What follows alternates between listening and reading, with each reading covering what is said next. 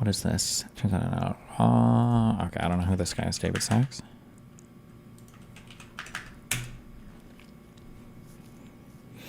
For years, Russiagate hoaxers told us Putin was interfering in our elections to help Trump. Then it turns out Tenant media was agitating against Trump. So evidently Putin is working for Harris. Hoaxers can't admit that. So now they claim the objective is chaos. Huge backtrack. Oh my God.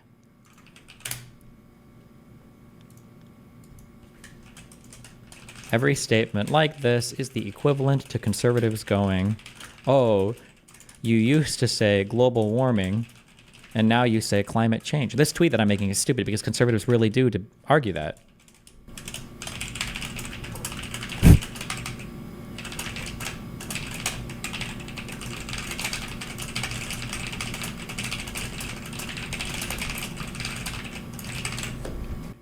What is the actual objective of the Russian stuff?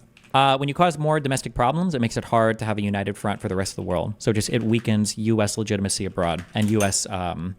Projection of everything abroad.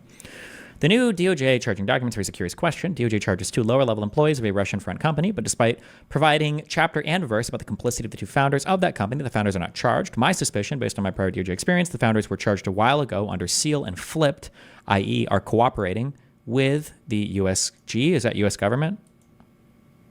That could be the case.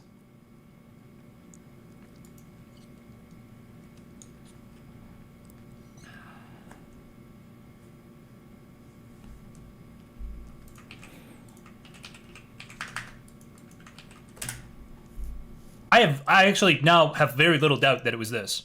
I'm pretty sure it was.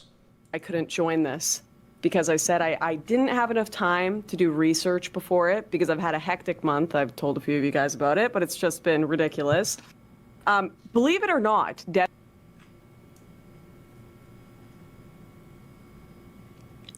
Fuck. God, I wish I could talk. I know so much random private shit about all this fucking shit. Maybe in like... Wait. Did Destiny predict this, or did he just hear from Lauren Southern that this was happening? Wait. Okay, here's 2 things I will say about this. These are the only 2 things that I will say about this, okay? One is I hear a lot of random stuff about stuff going on, okay? There's a lot of random stuff going on. More than what's in these indictments, okay? I will say that. Number 2, I will also say this. If I have, I'm pretty sure this is true, if I have explicit knowledge of crimes like this being committed, and I were to not say anything or do anything about it, pretty sure I could be charged with a crime as well, okay? I'll just, like, hang those 2 things out there, all right?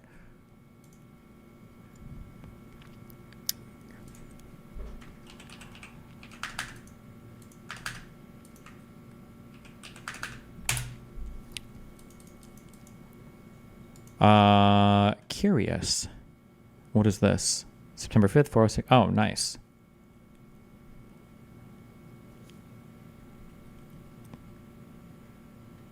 Oh, is this the implication that she's already controlling the DOJ, I guess?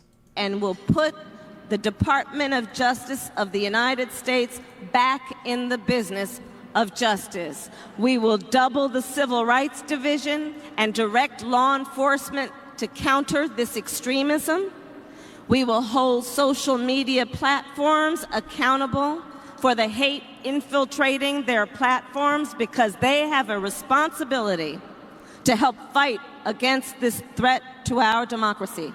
And if you profit off of hate, if you act as a megaphone for misinformation or cyber warfare, if you don't police your platforms, we are going to hold you accountable as a community. And we'll put the Department of Justice of the United States back. I can't tell if this is like okay or super not okay. We will hold you accountable as a community. I think that would be amazing. Hold them accountable legally? Probably not as much. In the United States, we don't charge for hate crimes, which we shouldn't. We're not supposed to. To help fight against this threat to our democracy. And if you profit off or cyber...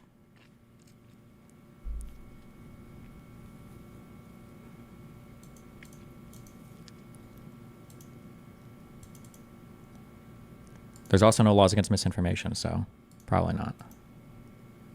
Probably not good there either. 6 minutes on this. Fuck it, let's go. Today, we are diving into a story that feels like it is straight out of a... Wait, is he in Europe right now? Hold on. Hold on. Hold on. Today, we are Wait. diving into a story that... Because that sounds like a 50 hertz hum, not a 60 hertz hum. Wait, it might be 60 though. Hold on. Today, we are diving into a story that feels like it is straight... Oh no, wait, that might be 60. Never mind. It just sounds a little weirder.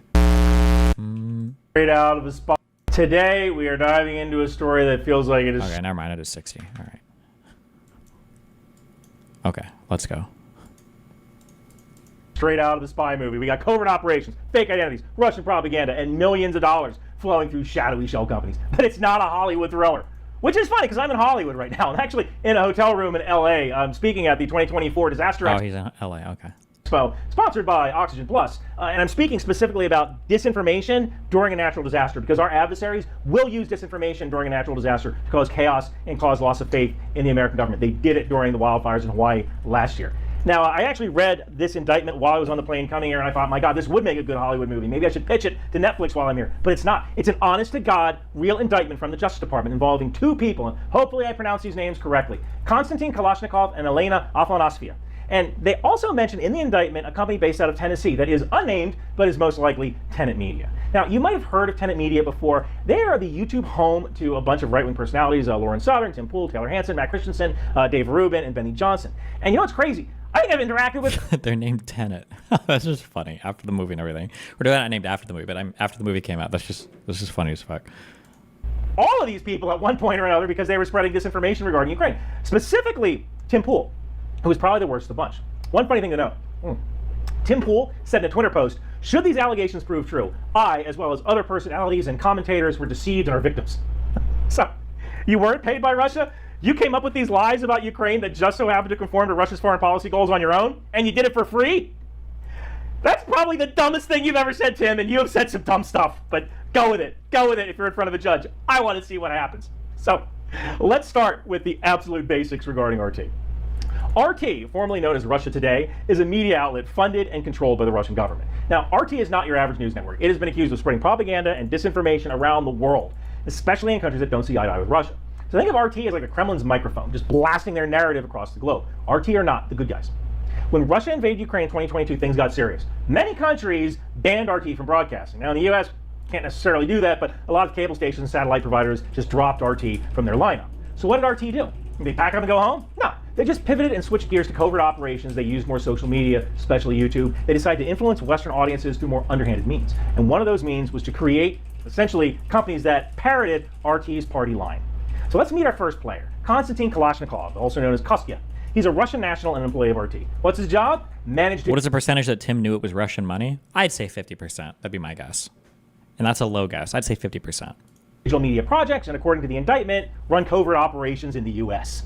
Then there's Elena Afanasyeva, or Lena. She's another RT employee who works closely with Kostya to manage Tenant's media activities here in the US, all while hiding her true employer, RT. Now, this brings us to Tenant Media. This is a Tennessee-based company at the center of this whole mess, a mess that they kind of created. Now, on the surface, Tenant Media looks like any other content creation company, but according to the indictment, it was funded and directed by RT, making it essentially a secret arm of the Russian government's propaganda machine. So how did all this work? Well, it's alleged that RT funneled nearly $10 million to a series of foreign shell companies to fund Tenant Media. That's right, $10 million. You know what's funny is that $10 million it's like a pipe dream for the average content creator. And I have 3 times as many subscribers as Tenant Media does. I see nowhere near that amount of money. I'm barely making as much as I did at Accenture, and now I have 3 jobs instead of 1. So what was that $10 million for? Well, it was... How would he not know it's Russian money if they're being given talking points? Well, I mean, the talking points can just happen to align with Russia. Also, he claims that he was never given any content direction, which could be true. We don't know that, right? Produce and distribute videos that would stoke division in America and push narratives that were favorable to Russian interests on platforms like YouTube, TikTok, and more. Note that the indictment says that nearly 90% of the deposits into the Tenant Media bank account from October 2023 to August 2024 came from foreign deposits. If the total foreign deposits were $9.7 million, that means the company was bringing in maybe $970,000 a year in YouTube ads. Wait, hold on. Note that the indictment says that nearly 90% of the deposits into the Tenant Media bank account from October 2023 to August 2024 came from foreign deposits. If the total foreign deposits were $9.7 million, that means the company was bringing in maybe $970,000 a year in YouTube ad. There's zero chance that channel made that much money. There's no shot. They were either getting domestic sponsorships, domestic support, or there was illegal money coming through a domestic shell company. It's impossible that channel with that viewership made $1 million last year. I don't believe that. Revenue, not bad, especially if you're a single content creator, but these people had to pay a staff. So it's not surprising that most of the content that you see on Tenant Media, it's like this talking head style, easy to produce content that's long form with plenty of room for mid-rolls. They need to make as much money as possible whenever they show a video. But even with this cheap content, they still couldn't make money and pay all their staff, so they had to be subsidized by RT. Now, the founders of Tenant Media are Liam Donovan and Lauren Chen, also known in the document as Founder 1 and Founder 2. They were contacted by Kalashnikov and Afasanvia to set up this new media company. And the founders were immediately suspicious that these people just wanted to shower them with money. That was kind of weird. So Kalashnikov and Afasanvia, along with an unnamed actor named Persona 1, came up with this fictitious benefactor. The man's claimed name was Edward Georgin, who was supposedly this accomplished finance professional who held various positions in Brussels and France and was worked at a multinational bank.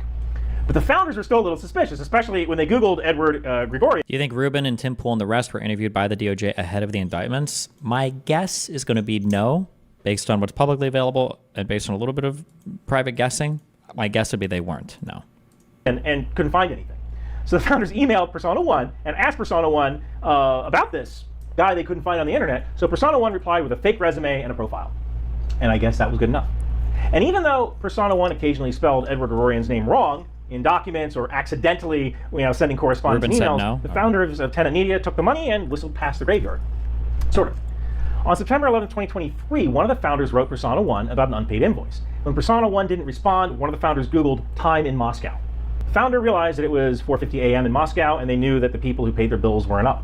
And of course, this means that the founders of Tenant Media, Liam Donovan and Lauren Chen, knew that they were taking money from Russia. So let's talk about this law. Here in the US, we have something called the Foreign Agents Registration Act, or FARA. Basically, if you're working as an agent of a foreign principal in the US, you need to register with the Department of Justice. Why? Because transparency is key. People deserve to know who is influencing them and why. Note that I still work for the US government. I don't care about this Tim Pool dad thing. Don't know why it's being linked. Don't give a fuck. Unless he says something interesting or insightful, then sure, but I don't care. Don't even know if this is real. 2.3K subs. Don't know. Don't care. Capacity as a contractor, and that puts a lot of restrictions on what I can say and do. For example, every once in a while, United 24 sends me an email asking me if I'll make content with them or for them. And United 24 is a Ukrainian government-funded media outlet.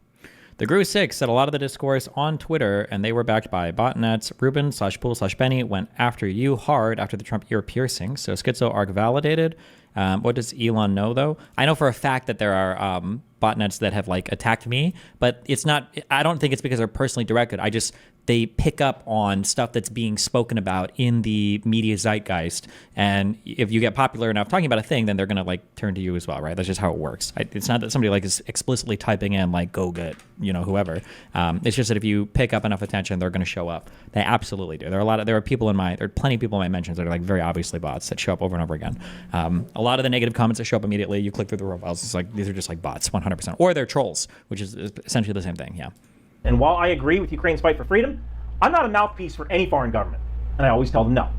But if I did agree to do it, I would have to register for FARA. Kalashnikov and Afanasvia were living in the US and they didn't register, and that's a big no-no. So now they're facing charges for conspiracy to violate FARA and conspiracy to commit money laundering. And that isn't just about breaking a technicality, it's about covertly influencing public opinion in the US and hiding who's behind it.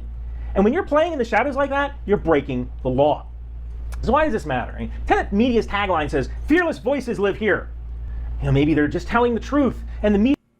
Did you have an open relationship with one of the assets with Lauren Chen? We did, and it was... I'm just kidding. Which is controlled by the Jews and the military-industrial complex don't want you to hear the truth. But there is this one weird thing. Remember that attack on a concert hall in Moscow a few months back that was blamed on Daesh? Do you remember the attack on the concert hall in Moscow?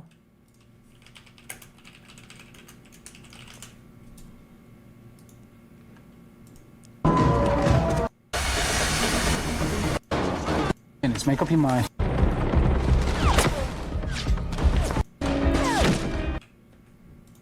Well, Russian handlers who were communicating with the founders of Tenant Media suggested that the incident be blamed on Ukraine, saying, "I think we can focus on the Ukraine-US angle." With one of the commentators, known as Commentator 3, which must be one of these people, affirming that he's happy to cover it. Now, we don't know who Commentator 3 is, but I want to focus on Tim Pool for a moment. Remember back at the start of the video where I said that Tim Pool put out a tweet saying that he was a real victim here? I want you to listen to a video from Tim Pool and ask yourself. Listen, I'm ready to be a victim for $5 million, okay? Wait, hold on. Wait, 1 second.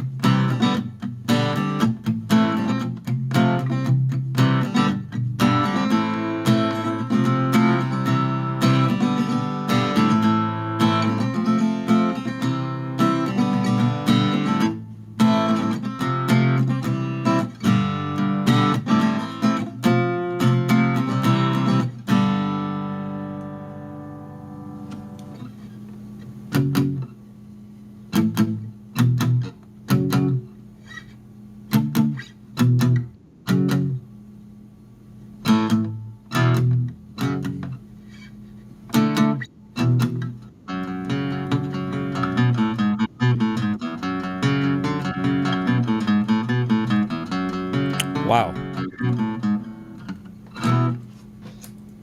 You having fun? I was. Cool.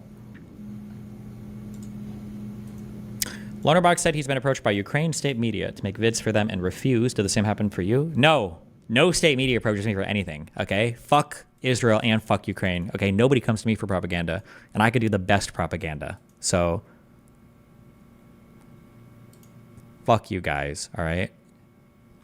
I heard you're looking for a Lauren Western and then typing in all Russian. That would make you another Lauren Eastern.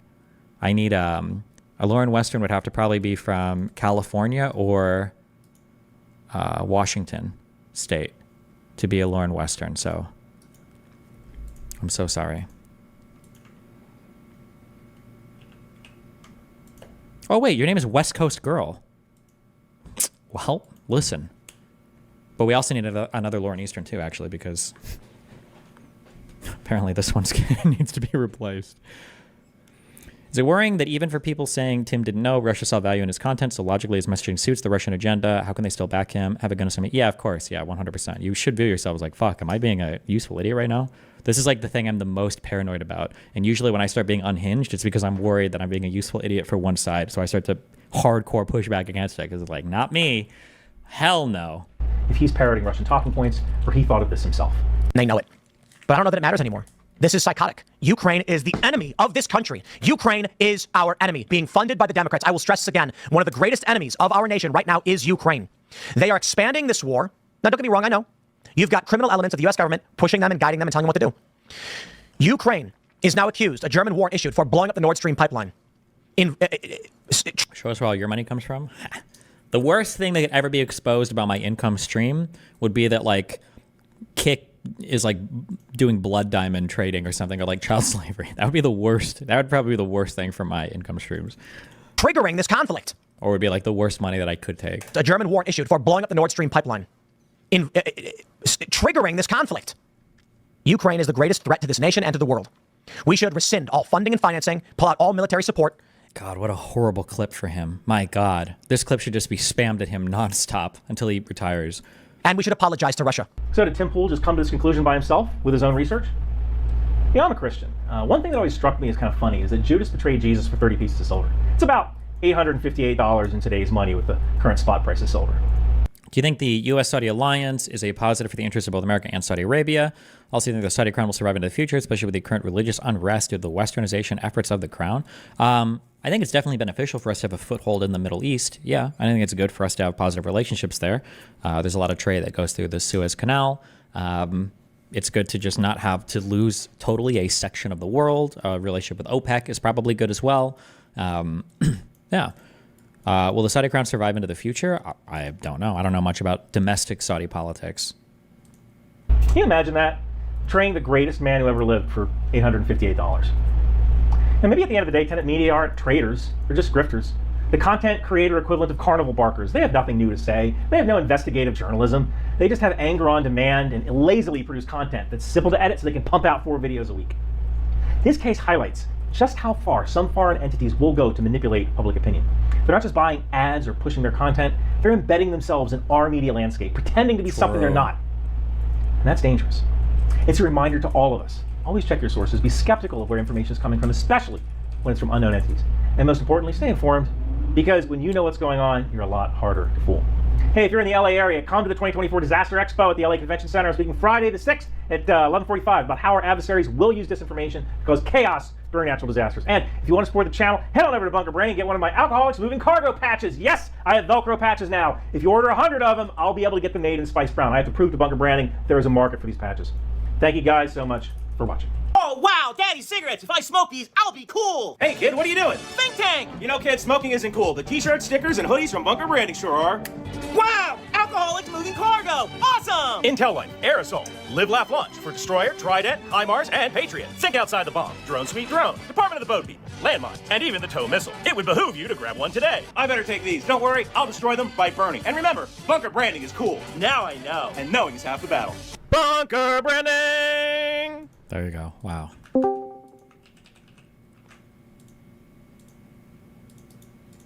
Hello, hello. Hello. Hi, what's up? Well, I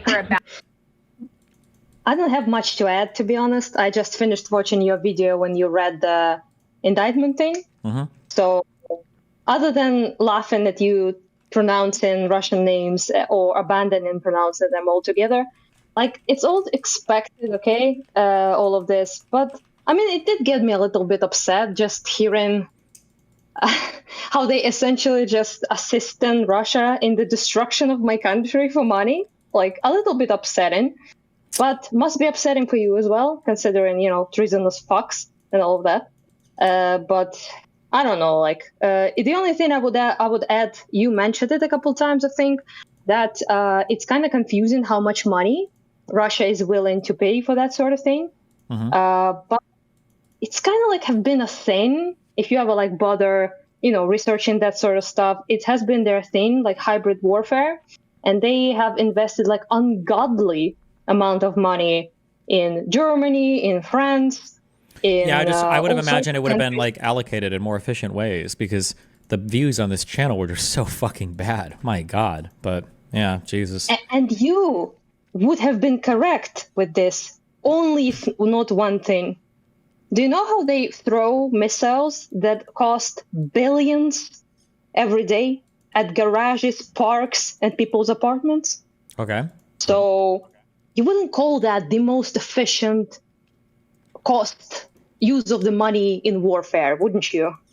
Yeah, maybe not. Yeah, I think that I'm not super big on the military stuff, and that I don't know as much about it. But like my understanding would be the reason why they use that type of weaponry is because it does tend to be more cost efficient when you've got like unguided stuff and you just like send it in, and if you hit civilian shit, fuck it or whatever. That is more cost effective than like precision targeted munitions. So not to say that I wouldn't say so.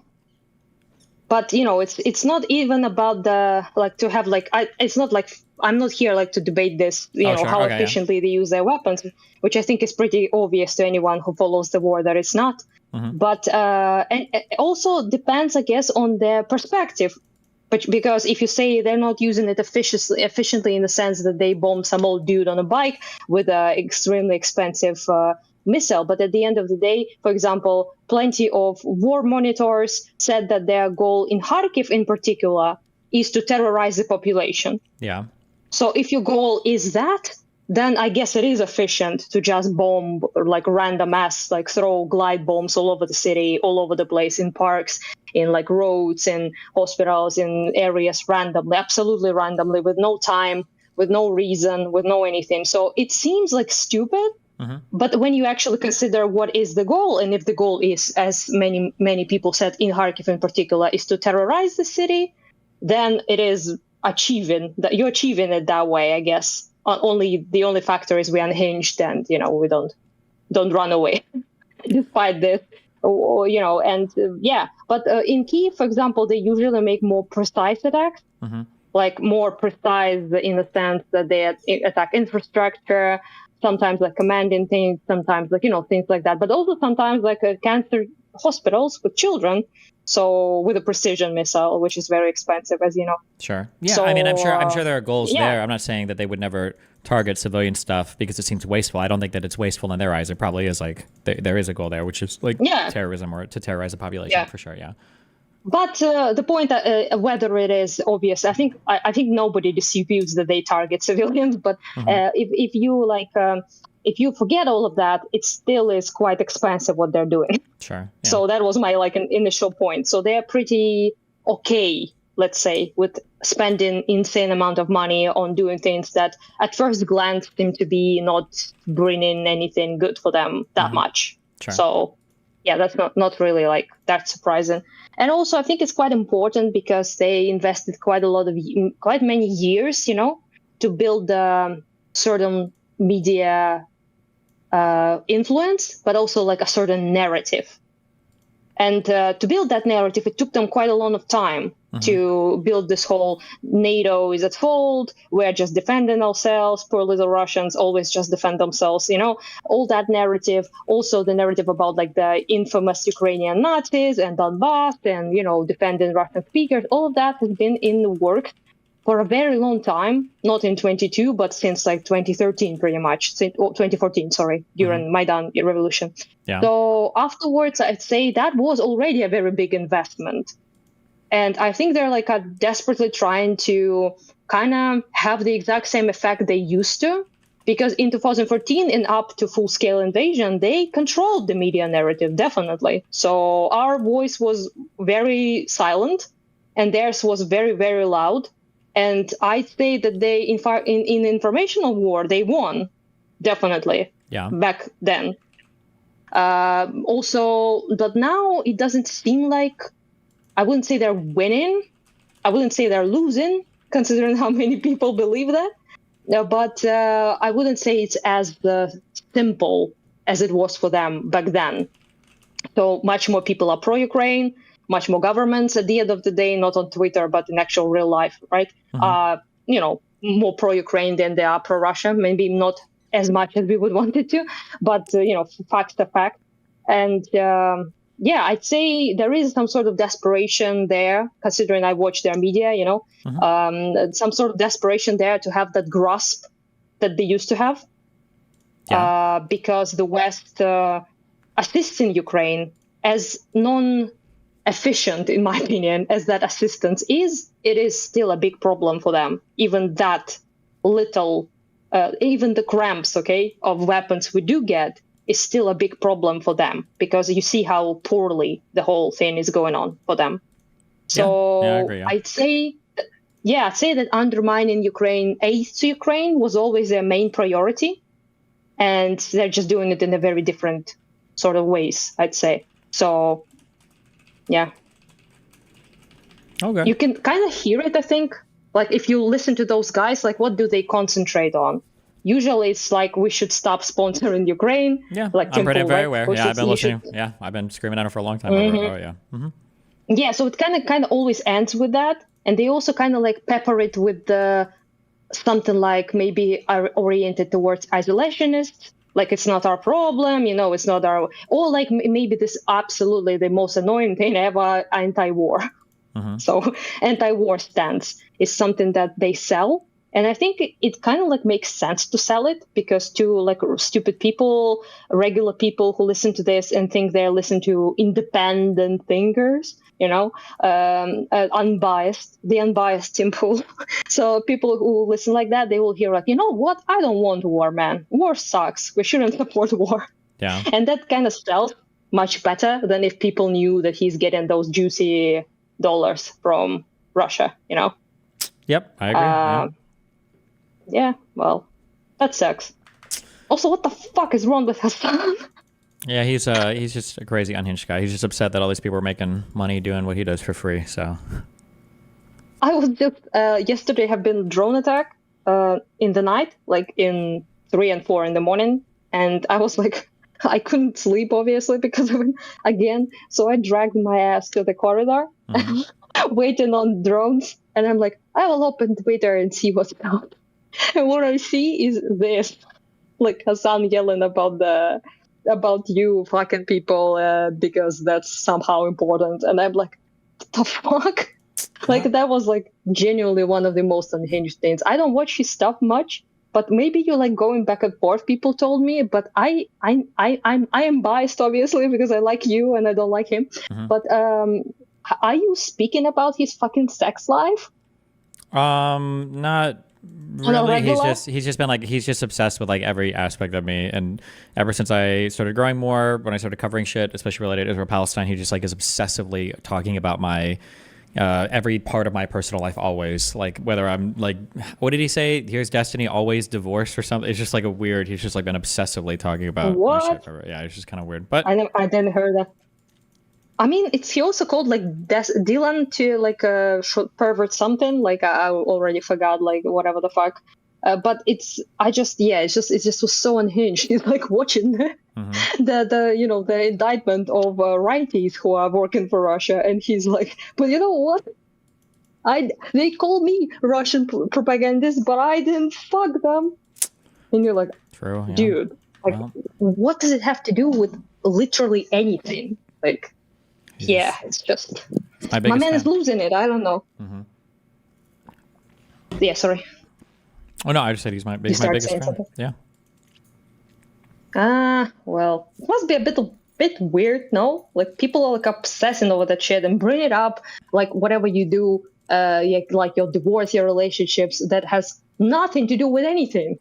I'm used to it by now. The thing is that the people that live in the media sphere are fucking retarded, so they have nothing else to talk about besides weird personal shit. None of these people will ever engage on on any substantive or factual grounds because they're fucking retarded. Like that's it. They're just retarded, I like sometimes notice like your Twitter stuff and they like open it up and all the comments that are against you are just calling you names.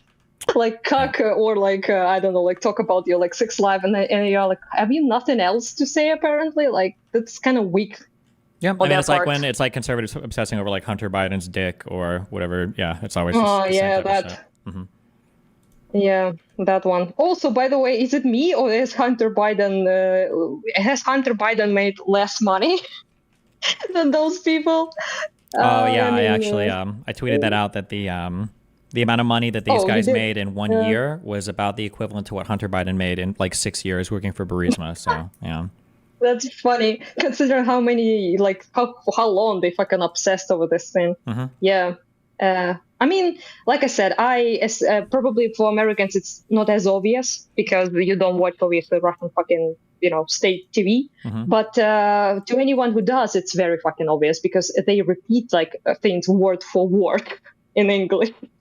So it's not like even that hard. They're not pretending that hard, They're just repeating like straight up from the Kremlin's tit, like word for word, just in English. Yeah. And sometimes would throw in comments that would appeal to Western audience, something about like transgender people or something about, something that would appeal to them, which probably doesn't really appeal that much to Russia, but does appeal to like American conservative people, for example. Mm-hmm. Yeah, it's lockstep. Yeah. They're always the same talking points. Yeah.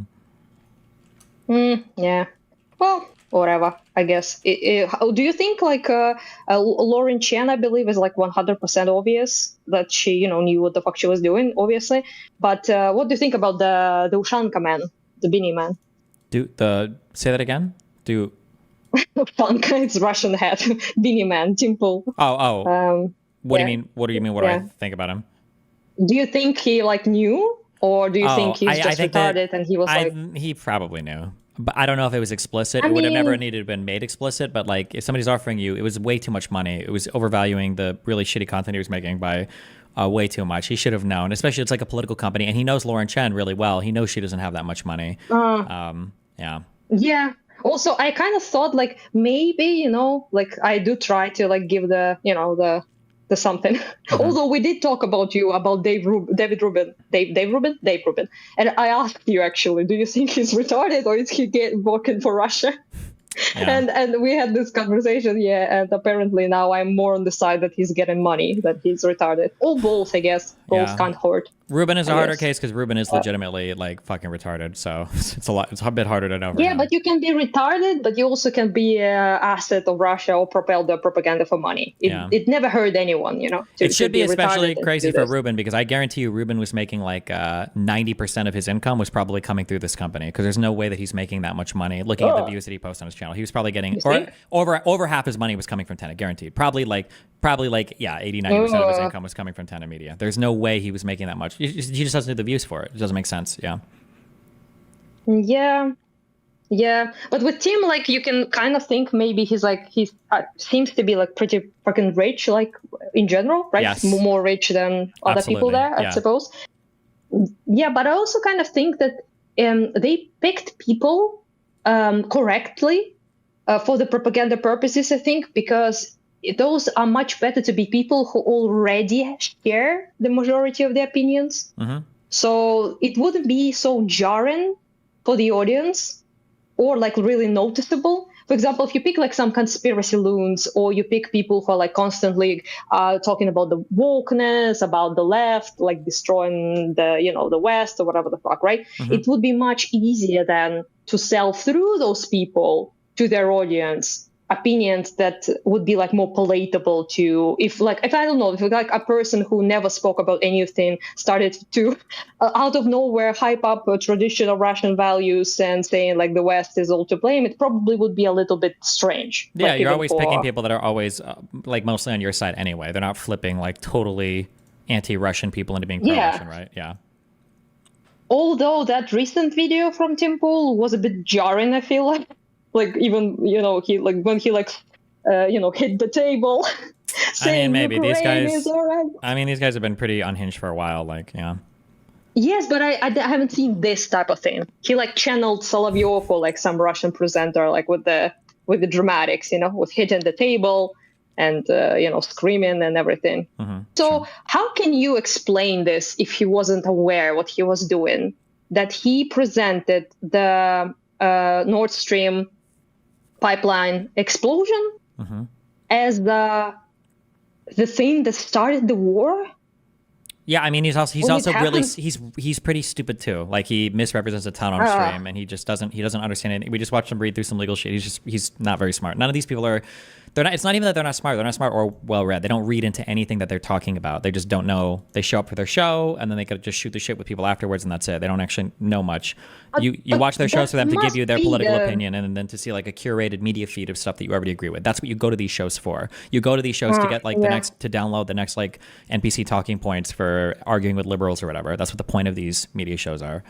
But you know what? I actually just thought about it. Maybe this actually does prove that he, in a way, not 100%, but a little bit proves the fact that he didn't just get this talking points straight up from Russia. So they were not like written to him to read, because it's too stupid even for them. They never made this point. Maybe, yeah. The blowing of the pipe started the war, because it literally happened 6 months after. Yeah. More than 6 months. So it's half a year after the full-scale invasion. So how the fuck can it be something that started the war? That, I don't know, it doesn't make sense just as a timeline at all. Yeah. So I never heard this on Russian media. I heard Russian media saying that's the terrorist attack and evil Ukrainians, all of that, yes. But they never said that this started a war. This kind of like is a Tim Pool sort of point that nobody else, I think, made. At least I didn't heard it.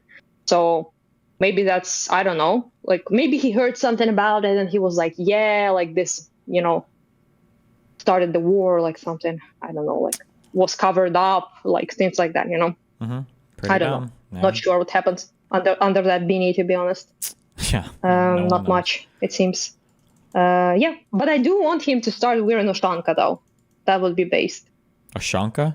I mean, Ushanka is like a typical Russian ad. Oh. I mean, you saw those things like Hassan wore that with a fucking the Russian fur Soviet hat. star on it. Gotcha. Let me send you one. I can send you actually Hassan, and that will be better, so you can feast your eyes. Yeah, there he is. Oh my god, you actually Google Ushanka and Hassan, and it appears. That's it.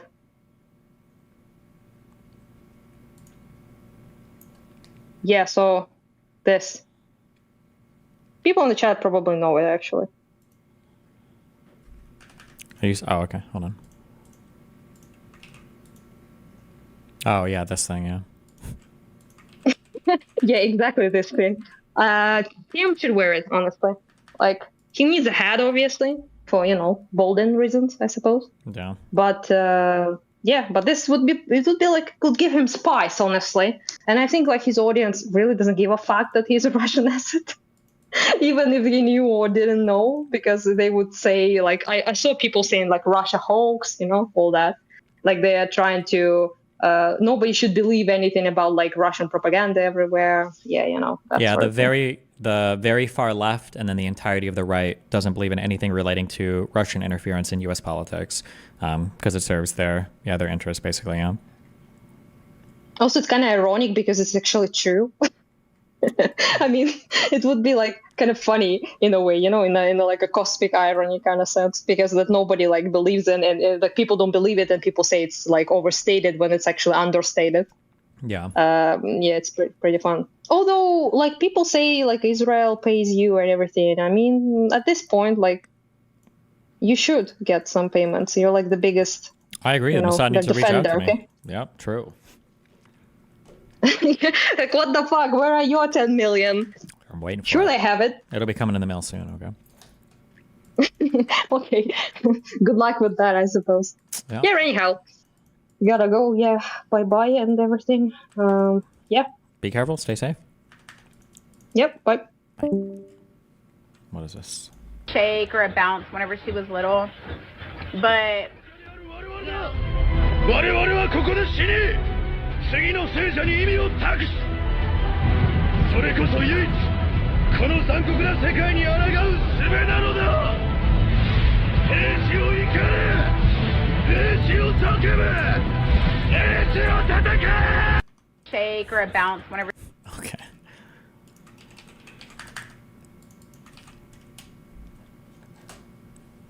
Bloodborne PC will be playable in 2 weeks. When did this game come out? Years and... Wait. Was this 4 or 5 years ago? How has it taken so long? Wait, over 10 years ago for Bloodborne? Oh, yeah, wait, I played this in my house in South Omaha, I think. That's where we did the headphone thing, right? And the spider?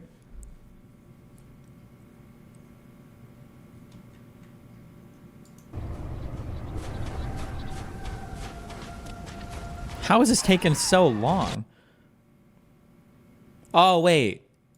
This is on an emulator, too.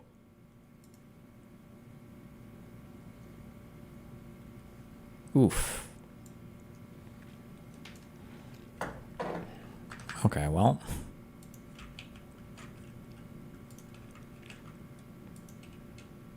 I guess we just don't release games for PC. Whatever.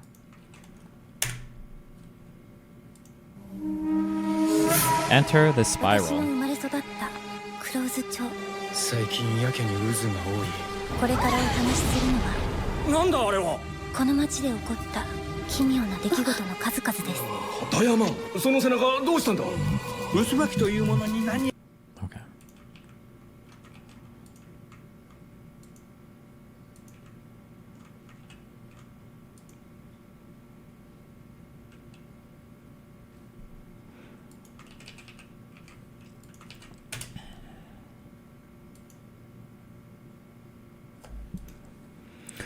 Good morning from Washington, D.C. After a long hiatus, Trump's election subversion case is slated for another status conference. The scene outside the courthouse this morning. I'll cover the proceedings live at 10 a.m. ET.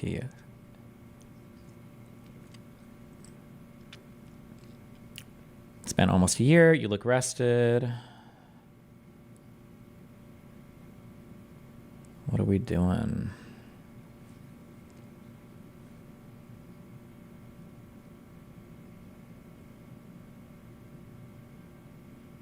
How long is this going to be? Like 5 million pages long? I don't need a play-by-play of everything.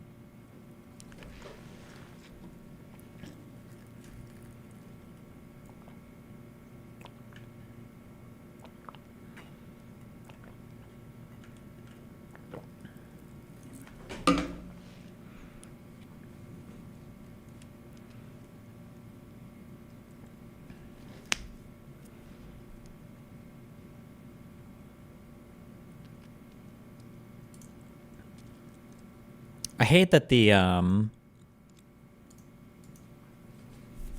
I hate that in federal courts you're not allowed to record shit. I'm always going to complain about this. It's so stupid.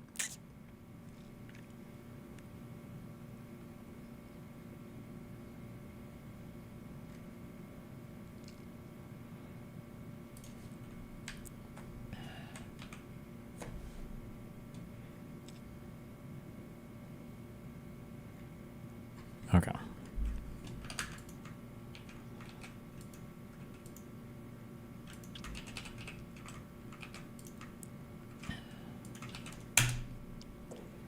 Justice Department disrupts covert Russian government-sponsored foreign media malign operation, or malign influence operation targeting audiences in the United States and elsewhere. This is the big affidavit, the like 277-page one that includes a lot of the different Russian psyops right now into the United States. I'm probably never going over this. It's just too long. I've got too much other shit right now, but a lot of wacky stuff going on here. Some of the exhibits I think are pretty goofy.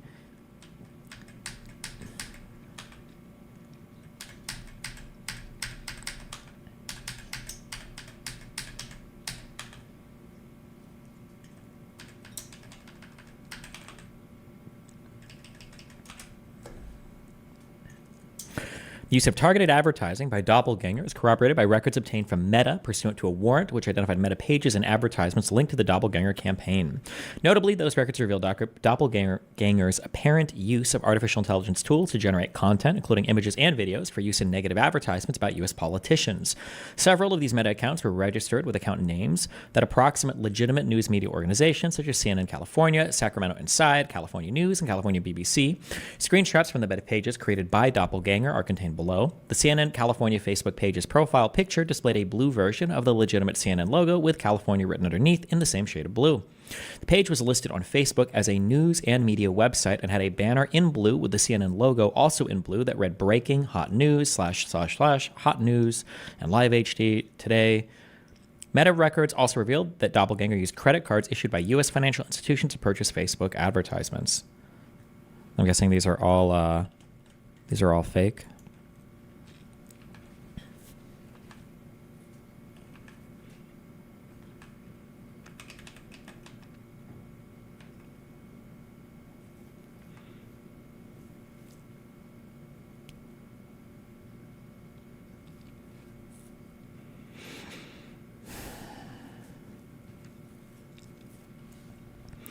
Destiny, my dad's girlfriend has cancer, and I've been talking to him, and he said that Western medicine has fucked up his girlfriend because there's a good chance that a few years after chemo, she'll get cancer again. He's blaming it on the chemo.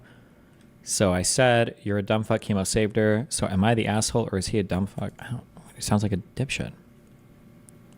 I don't know what you want me to say. What?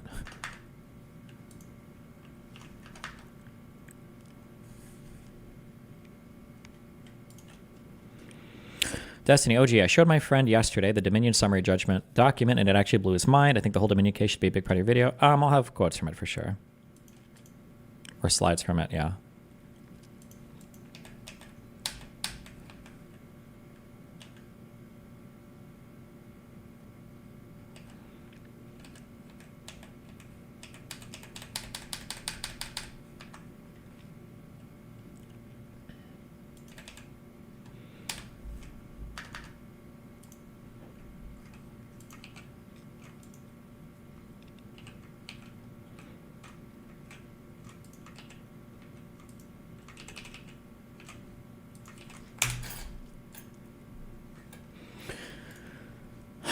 The Blaze has fired contributor linked to alleged Russian operation. Oh no.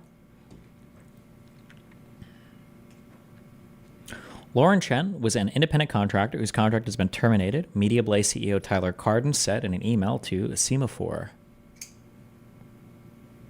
I don't know if I pronounced that correct, but... Chen and her husband, Liam Donovan, are the co-founders of Tenant Media, previously obscure media company that paid eye-popping sums to right-wing influencers to produce videos that echoed Russian propaganda and other right-wing talking points, according to an indictment. She also contributed videos to Blaze TV, an arm of Blaze Media, which was founded by the former Fox News host and talk radio figure Glenn Beck, which was not mentioned in Wednesday's indictment.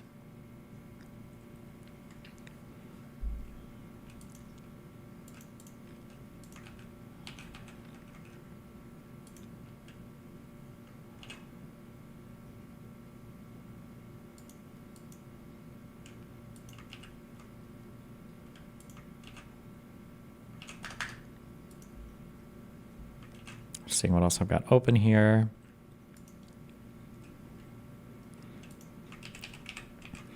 Ben Shapiro is running defense, obviously, for his friends. This is correct. Dave Rubin and Tim Cast and Benny Johnson aren't the issue here. They were apparently deceived by the company founders who were allegedly taking Russian cash. Good job.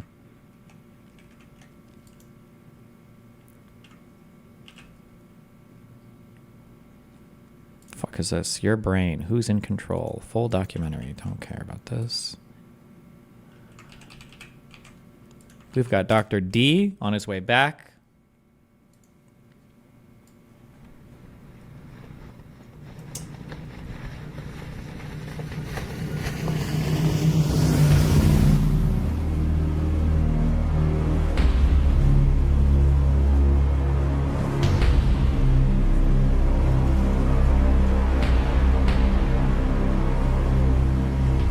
Look what Shapiro said on his podcast today. Does anybody have a link?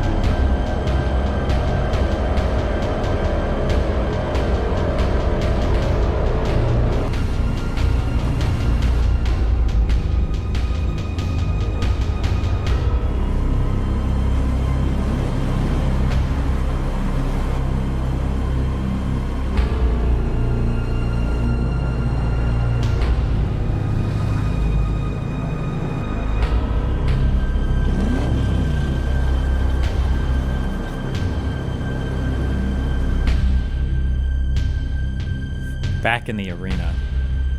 18 and older only. Adult only arena. Champions Club. We're just getting started. My God. It's a little dark considering what he was accused of, but okay.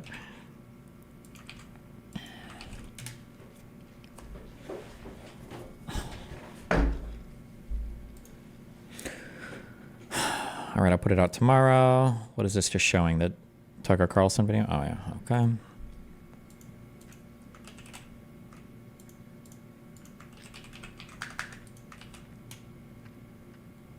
Comes to dealing with the rights woman problem, there are definitely those of you out there who will just say, well, it's simple, we need to repeal the 19th. And trust me, I am no fan of the 19th Amendment myself.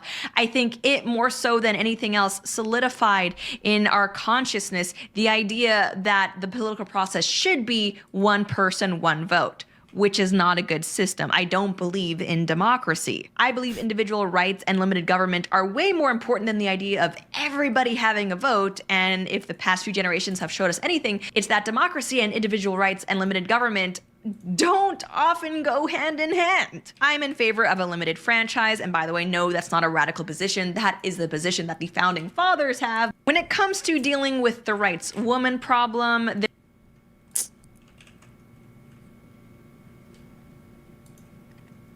Really makes you think, doesn't it?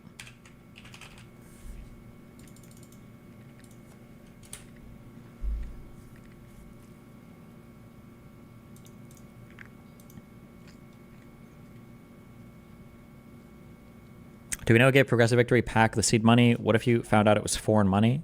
problem, there are definitely annoying. I probably wouldn't work with them anymore. If it was supposed to be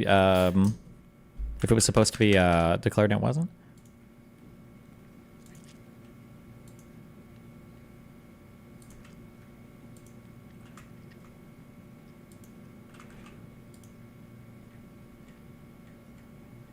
The fuck is this? Oh, that was a. What is? Don't care about this. 7 hours ago. What is this? Why do people keep asking you that? Do they realize that's not even the same thing at all? Yeah, people are just retarded. They don't have any idea like what is even being claimed or what the bad thing. Like, I don't get paid by Progressive Victory, so I don't even know. Like, Progressive Victory could literally be like a 1,000,000% staged like alien invasion of the planet. They don't pay me. I don't know what like people think it's some weird gotcha or something, but I don't get paid and I don't take content direction from them. Like, there's no, I don't post like content on their stuff or I'm just. Story from Newsweek. Russia issues a warning, a World War III warning to the U.S. You know why they're doing it? Ukraine says it struck at two. So wait, is this going to be the same shit that we saw earlier? Sorry. Story from Newsweek. Russia issues a warning, a World War III warning to the U.S. You know why they're doing it? Ukraine says it struck at 2 oil depots inside Russia. So using Western weapons, Western training, Western resources, Western intelligence, and Western volunteers, they call them volunteers. That means U.S. boots on the ground. There has been an That's literally not what that means, but okay. Invasion of Russia. Russia has threatened to use nuclear weapons if facing an existential threat.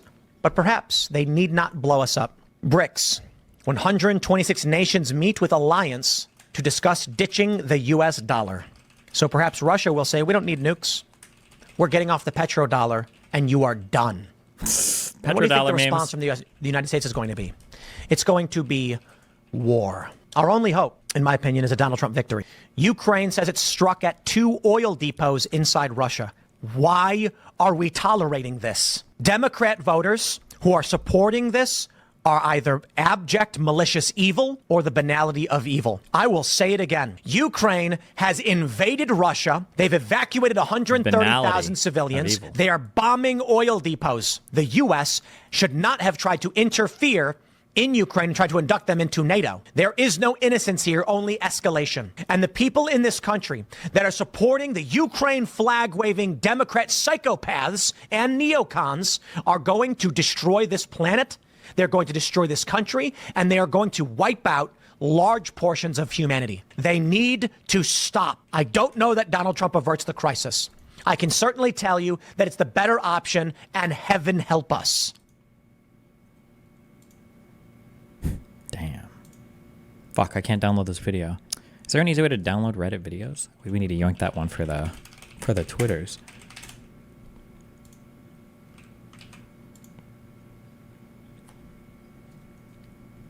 Hell yeah, we got it.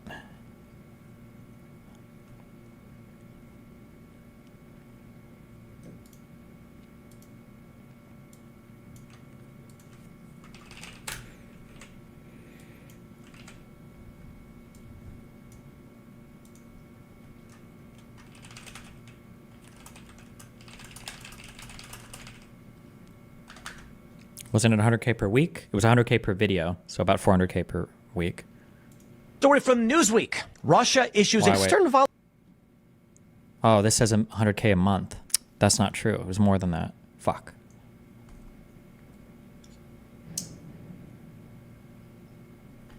Never mind. Well.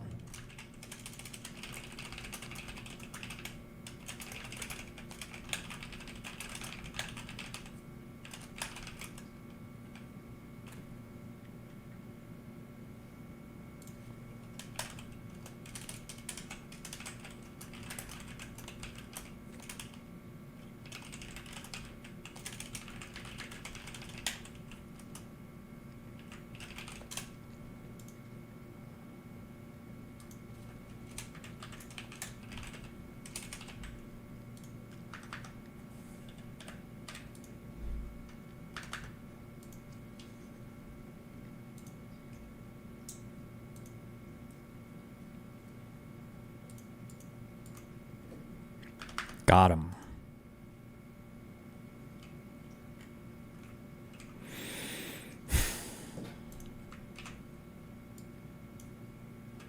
We did this one already.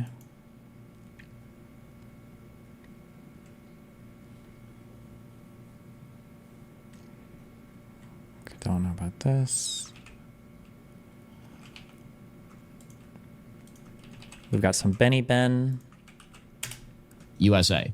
So here's the thing. Do you mind explaining why the petrodollar thing is retarded? People trade in denominated USD because it's good to have a common medium of exchange for goods or services.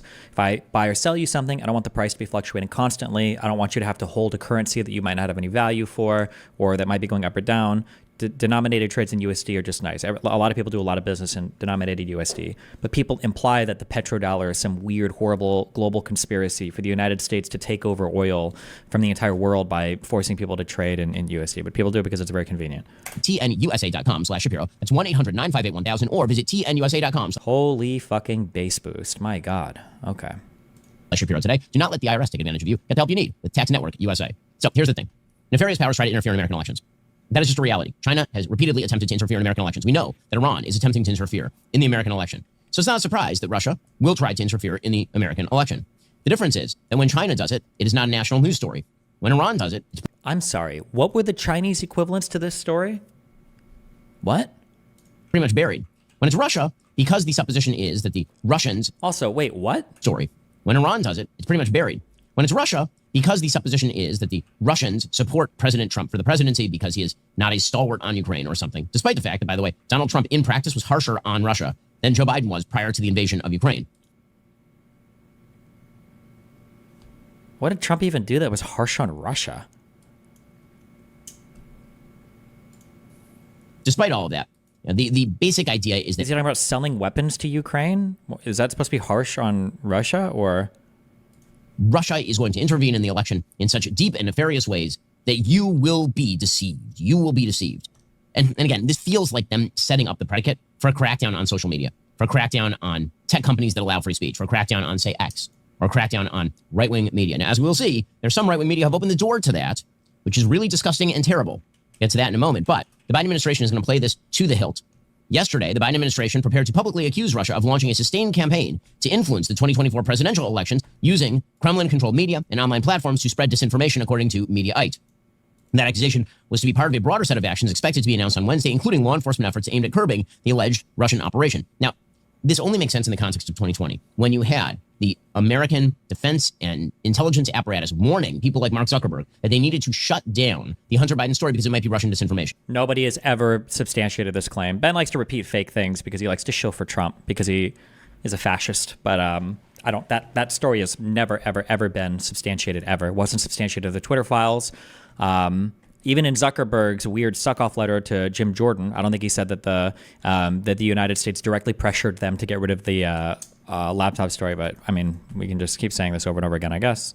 The apparatus warning people like Mark Zuckerberg that they needed to shut down the Hunter Biden story because it might be Russian disinformation. They're setting the groundwork for that right now. If there are bad stories to brag about Kamala Harris before the campaign ends, what you are going to see is the Biden administration claim that it's Russian disinformation. Again, it is a convenient excuse to siphon off any sort of viewership of that information.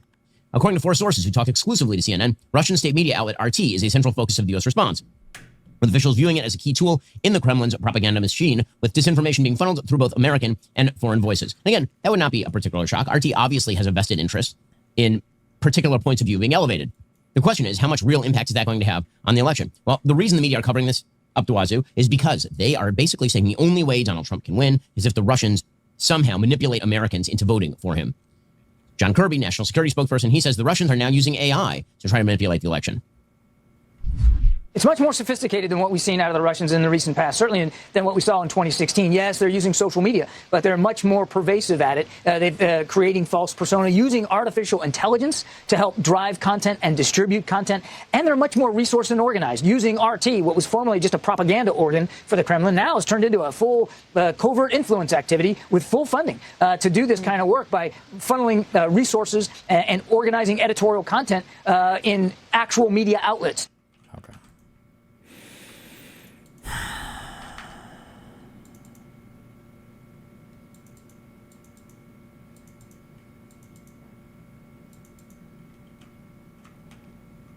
We've got the keys guy making a big prediction. There's a lot of hoopla about age these days. But not for me. See that guy in the red shirt? That's Alan Lichtman, 77-year-old Alan Lichtman. And he's racing in the qualifiers for the Senior Olympics. But there's another kind of race Alan's just as qualified for. The white race. Alan Lichtman. Alan Lichtman. Oh, different thing, sorry. Sir Alan Lichtman, who has correctly predicted almost every presidential election since 1984. And today, Alan Lichtman's ready to tell us who's going to win in 2024. You see, you may think Alan's just a jock. Well, I was a steeplechase champion in the 1970s. His name is Dr. Alan Lichtman. But he's actually kind of a nerd, a history professor, and a quiz show champion. These days... Okay.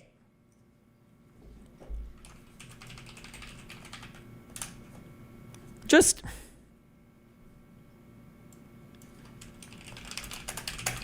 when we say every election since 1984, can we understand what sample size we're talking about here?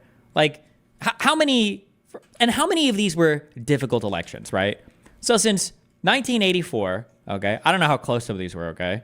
Was Ronald Reagan ever going to lose his second term? Was he was just like a super popular president, right? I don't know how close the Bush senior election was. George... Is it Herbert Hoover? Herbert H.W. Bush? I don't know what his fucking middle name is. Hold on. Herbert Walker Bush, right? Okay. I don't know how close this election was. Bill Clinton's, okay, first and second term. I don't think Bill Clinton was supposed to lose his second term, all right? We had Barack Obama, first black president, 2 terms. George Bush's second term, probably wasn't that hard to guess. Donald Trump winning Hillary might have been legitimately close, and Joe Biden winning was probably legitimately close. But when we say every election since 19, there's probably like 4 or maybe 5 difficult or like close-ish elections here to predict. Okay, Reagan annihilated. Holy fucking Christ! All right, and I'm not trying to shit on this. I'm not trying to shit on this guy. Okay, maybe he has like a decent method for doing it. I'm just saying that that's not like that. That's not really that impressive. That in the whole history of all the people trying to predict elections, one guy's like guessed 50-50. He's guessed correctly on like 4 coin flips. Okay, that's not that. And he missed one. But he'll say, well, he predicted the popular vote, I think, in the Gore one. Although apparently he changed his mind on whether he was initially predicting the popular vote or the Electoral College vote. But I don't know. I just think it's kind of goofy when people seem like that's like an insanely crazy track record. It's not really. He's on a different kind of winning streak. To make his presidential predictions, Allen's model ignores the polls and the pundits. It hinges on 13 keys that I developed in 1981 with my geophysicist friend Vladimir Kailas-Horak. It's based on Oh, Vladimir? Oh boy. 120 years of presidential election outcomes before then. Told you, he's a nerd. Allen's model was one of the few that called it for Trump in 2016. Donald Trump is going to win. And in 2020, Allen got it right again. Trump will lose the White House. The race was tight, but the keys were right. So let's get to how these keys actually work. They are 13 big picture, true, false questions that tap into the strength and performance of the White House party. And only 2 keys have anything to do with the candidates. But Allen, 2024 is an unprecedented election year. Can your 13 keys really call it right? The keys absolutely will work. They are the constant northern star of political prediction. All right, time to run these keys and find out who will be the next president of the United States, according to Allen. But first, let me change. 2016 was an upset. 2020, Biden was very flavored. Yeah, 2016 was an upset, but I don't think it was a crazy upset, right? Was that the one that Nate Silver had was it 75% for, what was Nate Silver's prediction for Hillary winning 16? Was it 75%? Somebody said 70-30? 72%? Change into something a little more comfortable. Number 1, the White House party gained House seats between midterm elections. The Democrats did better than expected in You called it in 2016? Did I? I have no idea what I called in 2016. Number 1, the White House party gained House seats between midterm elections. The Democrats did better than expected in 2022, but they still lost House seats, so the key is false. Remember? True. No, hold on. To be fair, that is an upset. That's true. Just people thought that was like a 99-1 upset, and it wasn't. Number 1, the White House party gained House seats between midterm elections. The Democrats did better than expected in 2022, but they still lost House seats, so the key is false. Remember, a false key is good for Trump. Number 2, the incumbency key. The sitting president is running for re-election. Biden withdrew from the race, costing... Oh yeah, true. Wait, how many keys do I have? Should I be running? The Democrats this key. It is false. Wait, you're saying it would have helped the Democrats if Biden stayed in? If Biden stayed in, they would have salvaged this one key. That's all. Okay. What is this? Trump is going to annihilate Hillary. I am one. Bro, if I'm making these predictions, I'm doing it with like fucking with no, I don't know, fuck all about. This is like Destiny Revisited. This would have been 2016 when I just started politics. So any guesses I have here are just completely lucky. If I happen to be correct, I'm about to say something like, I am 100% sure that Hillary Clinton is going to lose. I am 100% confident that Trump is going to be the president. I will take bets on it right now, except I won't because that's illegal and I would never do that. I'm pretty sure that Hillary is going to win. Oh yeah, wasn't it illegal to bet on that? How did Predict get around this? Bro, I'm making these, I have no fucking idea how these elections are going to turn out. But that's great, good confidence. On the Democrat side of things, and Trump is actually going to annihilate her. Trump can't win, Hillary will, no, I don't think so. I think Trump will annihilate Hillary. The way that he pointed out how. Wow, good job. Good guesses. I actually take it back. I was correct, and I was a god, and I was prescient. I knew it all, okay? What overconfidence. Cringe. Okay, moving on for now. Number 3, the White House party avoided a primary contest. The Democrats finally got smart and united overwhelmingly behind Vice President Harris. So the key is true. A true key. I feel like I listened to this guy talk on a podcast a few months ago, and I thought he said that if Kamala inherits the presidency, she can technically hold on to the incumbency key. But that moves Harris off the starting block. Number 4, there's no third-party challenger. RFK Jr. has dropped out of the race, and no other You did, and yes, he did. Okay. third-party candidate is anywhere close to the 10% polling threshold needed to turn this key. It's true. 4 keys in, and it's neck and neck. Let's keep going. Number 5, the short-term economy is strong. Look, despite all the loose talk about a so-called vibe session, the economy is not in recession, so this key is true. Number 6, long-term economic growth during this presidential term has been at least as good as the last 2 terms. Growth during the Biden term is far ahead of growth during the previous 2 terms, so this key is clearly true. Number 7, the White House has made major changes to national policy. Rejoining the Paris Accords on climate change, the CHIPS bill, the infrastructure bill, the Inflation Reduction and Climate Change bill. Clearly, the key is true. Number 8, there is no sustained social unrest during the term. There have been sporadic protests, but nothing approaching the massive, sustained social unrest needed to turn this key, so it's true. But schools are just going back to session. With new protests, couldn't this key flip? Yes, there are a lot of protesters upset with Biden's policies in the Middle East. But now with Harris, not Biden, front and center, that has dampened social unrest. Number 9, the White House is untainted by scandal. Oh, my favorite key, the what about Hunter Biden? Scandal key. And Republicans have been trying for years to pin a scandal on President Biden and come up empty. So the key is true. But come on, Alan. Biden's horrific debate performance, questions about his age, Hunter Biden, doesn't any of that count? No. there has to be at least some bipartisan recognition of actual corruption that implicates the president himself and not a family member. So the key remains true. So 2 false and 7 true so far. Looking pretty good for the Democrats. We have 4 keys left, all of which would have to be false for Trump to have a path. Hold Number on. 10. The incumbent party candidate is charismatic. This is a very high threshold key. You have to be a once-in-a-generational, broadly inspirational candidate. Kamala is definitely not that. Is Trump that? Who would he have considered that? I think Reagan was considered that, right? Obama was absolutely considered that. I wonder if he would have considered Bush or Clinton. Harris has not met that standard, so this key is false. Number 11. The challenger is uncharismatic. Oh, it's just for their president. Okay. Some people think Donald Trump is a god, but he only appeals to a narrow base, so that key is true. But wait, that means... With Democrats, but he is false. Number 11. The challenger is uncharismatic. Some people think Donald Trump is a god. Yeah, this is why I would wonder for Bill Clinton, because I don't know how much conservatives liked Bill, but I think even conservatives are like, yeah, Obama's a good speaker. I think you had to give it to him on that, right? But he only appeals to a narrow base, so that key is true. But wait, that means... The Democrats will hold on to the White House, and Kamala Harris will be the next president of the United States. But wait a sec, Alan. I actually wonder if this is one of the only times when a VP pick might sway the election. Walz is really good on stage. Maybe. I'm not sure how much it impacts it, but I do know it sucks that you have like Walz is really good and Vance is really bad. I think that that's a big issue. Well, I say it's bad. I guess it's bad if you're on the conservative side. We still have 2 keys left. The foreign policy keys? You're right. Foreign policy is tricky, and... This keys prediction seems so arbitrary. Do you see the logic behind Alan's method? I don't put any stock into this at all. I just think it's memey as fuck. These keys could flip. And he doesn't even have a key for gooning. Who is the best gooner? Who knows? Trump is old. I don't know if that guy can maintain an erection to goon for a long period of time. Kamala's a woman. She has a huge advantage on gooning. Keys left. The foreign policy keys? You're right. Foreign policy is tricky, and these keys could flip. The Biden administration is deeply invested in the war in Gaza, which is a humanitarian disaster with no end in sight. But even if both foreign policy keys flipped false, that would mean that there were only 5 negative keys, which would not be enough for Donald Trump to regain the White House. So see, like, looking at these keys, imagine if the foreign policy key was like the United States were to start bombing Gaza and like, whoops, they accidentally bombed like a pre-K and 750 Gazan 5-year-olds were killed. Like, I feel like that alone would completely destroy.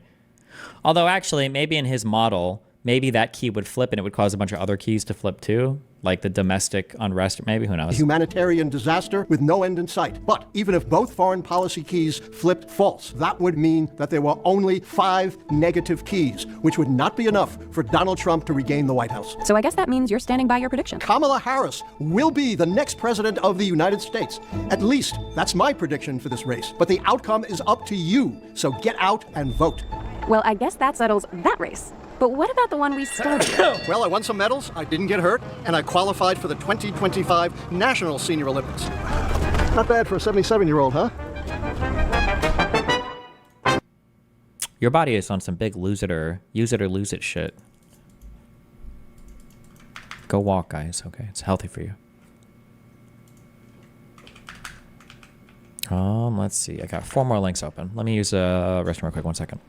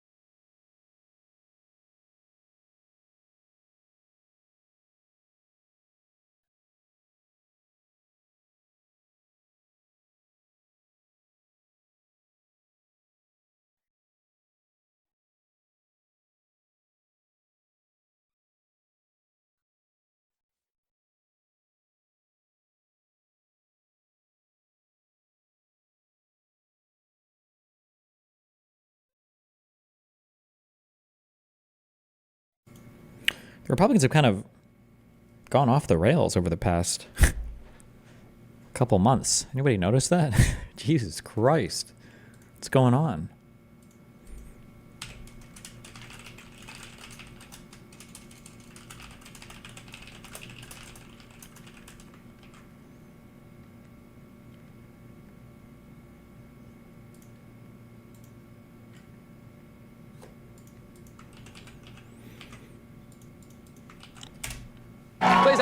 I don't know why I was like this. I thought something relevant was here. Okay. We've got breaking points coverage. Oh boy. Let's move on to the next part. Can't wait to... Should we start? What are the talking points? The USA does this in every country. We only focus on Russia because it's right before the election, and it's not even... those two. We'll go with those two. The US does this in every other country, and wow, crazy that the Russiagate thing is coming out right before the election. That's my two. This is about Russia. This was actually the first Russia indictment to come down. And it was definitely kind of amusing. The DOJ is alleging a vast Russian social media campaign to influence the U.S. election. I like how he's like vast, like, oh, like, can you even imagine? And then in the next breath, it's like, also the Jews might actually control substantial parts of the United States media, banking, political system. Action here is Mayor. Actually, I don't actually know if he believes that, to be fair. I think this guy's just fucking retarded. I don't know if he's a Nazi too. Garland at his press conference. Let's take a listen. Today, our colleagues at the State and Treasury Departments are announcing parallel actions in both of these matters. Blah. Wish I had sub money. I want to bother Destiny. Why not? You could have just typed your question and I would have read it. Instead, I just read you crying. If you don't have money to subscribe, you want to know what? There is actually something that's really irritating. I try to sell my tier 1 subs at $5 a piece, okay?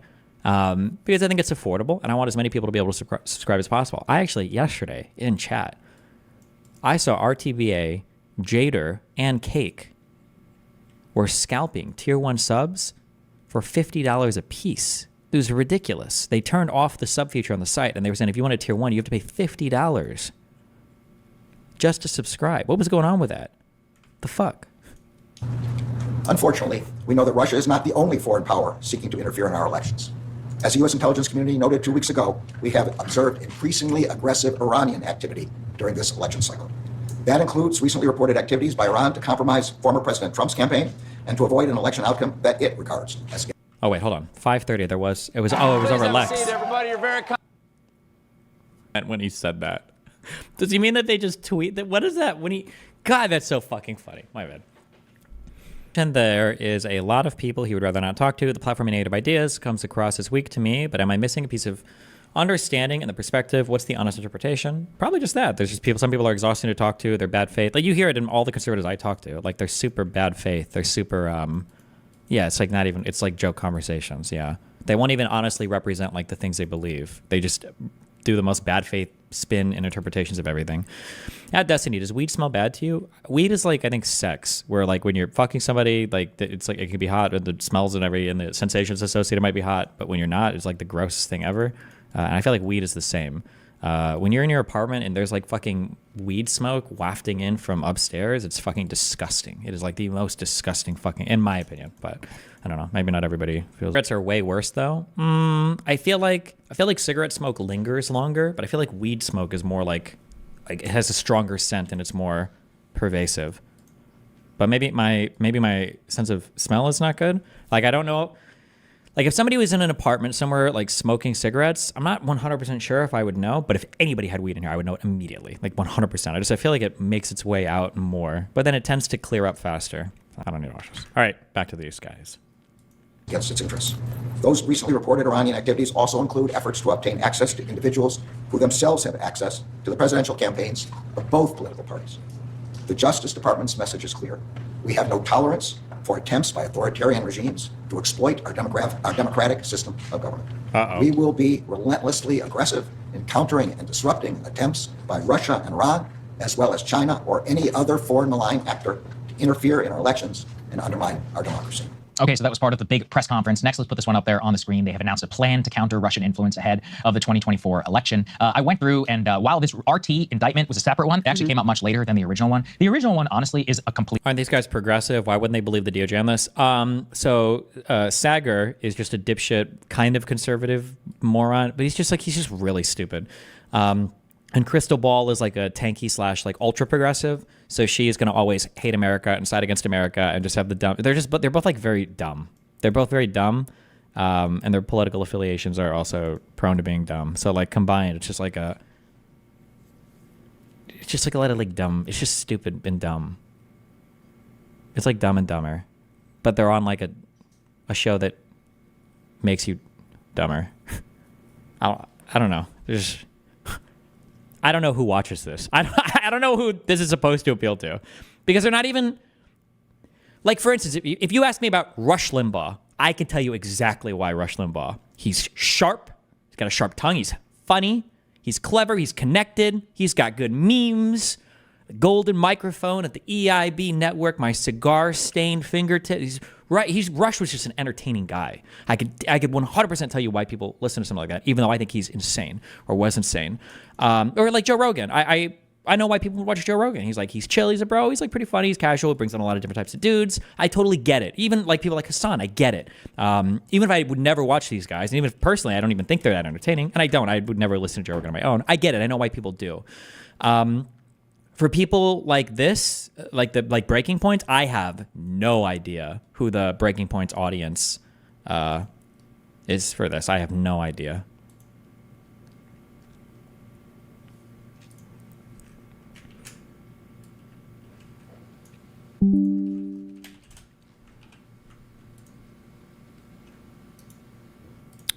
Can we get F's in chat for our fallen comrade?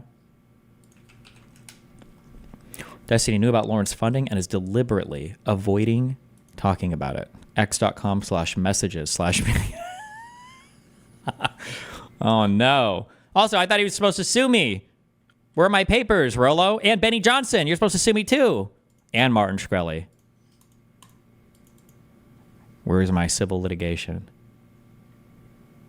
We should do a law school arc where somebody sues us and we like do enough research to I think it's called pro se representation. Will you represent yourself? How sick would that be? We could prepare our own documents. We'd be a pro se litigant. Yes. How cute would that be? Oh my God, we could file our motions on stream. Any suggestions, guys? What should we add to this? I need to do some legal research. Let's go. How sick would that be?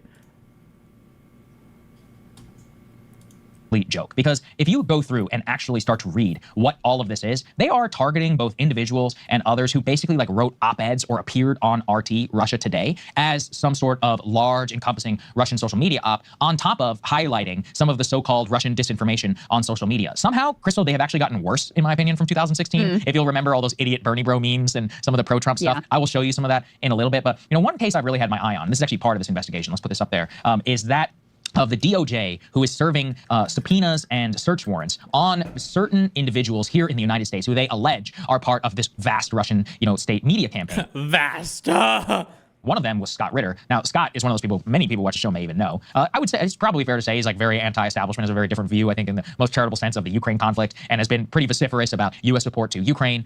He's been accused of being quote-unquote pro-Russian, but his house was raided, as they put in here. The FBI went after him, and a lot of it seems to stem from the fact that he was very open about going on RT and or writing op-eds, for them. Now, I think that's very different, doing something out in the open and being very open with your opinions, as opposed to what Lauren Chen and Liam Donovan were doing. Oh no, do I need to read these full indictments? Is he saying they only went after Scott Ritter because he wrote for RT? They raided his house? Is that why? Or is he completely and totally misrepresenting what that affidavit was about? Oh, fuck. I don't even know what the, I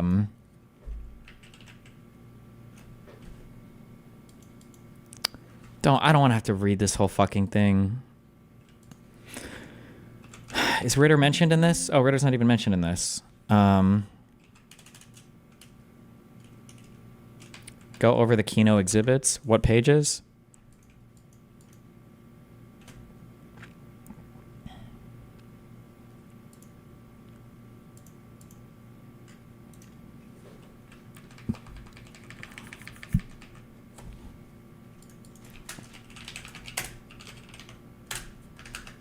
Okay.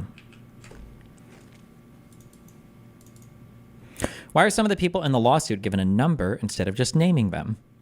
That's a good question. Why are people in indictments unnamed sometimes? I guess it's going to be like protecting privacy maybe, but I mean like it all gets published publicly, so I'm not sure.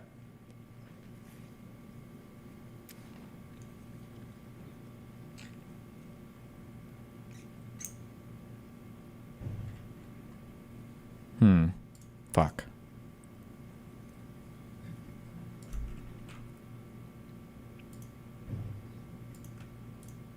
It's all just new shit. Rule 7, the indictment and the information.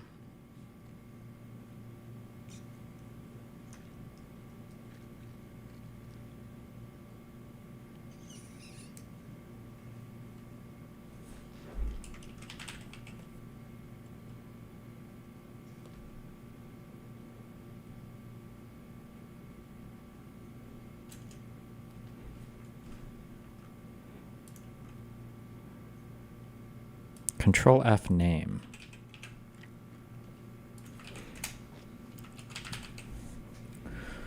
Limitation on naming persons as unindicted co-conspirators. Okay, so right now these are Title IX Criminal Justice Manual. So this has to do with indictment procedures for federal indictments. Also, state stuff is probably going to be pretty similar. That'd be my guess, but okay. Limitations on naming persons as unindicted co-conspirators. In the absence of some significant justification, federal prosecutors generally should not identify unindicted co-conspirators in conspiracy indictments. The practice of naming individuals as unindicted co-conspirators is in an indictment charging a criminal conspiracy has been severely criticized in U.S. v. Briggs. Ordinarily, there is no need to name a person as an unindicted co-conspirator in an indictment in order to fulfill any legitimate prosecutorial interest or duty. For purposes of indictment itself, it is sufficient, for example, to allege that the defendant conspired with another person or persons known in any because in an indictment, in a charging document, all you're supposed to really lay out is what you need to charge the people who are being charged with the crime. And I guess you don't need the names of unindicted co-conspirators, so why would you include it? It's unnecessary, I guess, would be the rationale, I guess. In any indictment where an allegation that the defendant conspired with another person or persons known is insufficient, some other generic reference should be used, such as employee 1 or company 2. The use of non-generic descriptors, like a person's actual initials, is usually an unnecessarily specific description and should not be used. If identification of the person is required, it can be supplied upon request in a bill of particulars. So this might mean, so when they say in an indictment to the grand jury, they might reveal a person. So this might mean, this is in an indictment, I'm guessing, where they have like people, co-conspirator, whatever, like people who are known to the jury or known or unknown to the grand jury, right? This is what they're talking about. So maybe in a bill of particulars that's been made available to the grand jury, but not to just the public when they're reading an indictment, I guess. Yeah. CJM 920. With respect to the trial, the person's identity and the status as a co-conspirator can be established for evidentiary purposes through the introduction of proof sufficient to invoke the co-conspirator hearsay exception without subjecting the person to the burden of a formal accusation by a grand jury. The prohibition against naming unindicted co-conspirators should not extend to persons who have otherwise been charged with the same conspiracy by way of unsealed criminal complaint or information. In the absence of some significant justification, federal prosecutors generally should not identify unindicted co-conspirators in conspiracy indictments. Okay.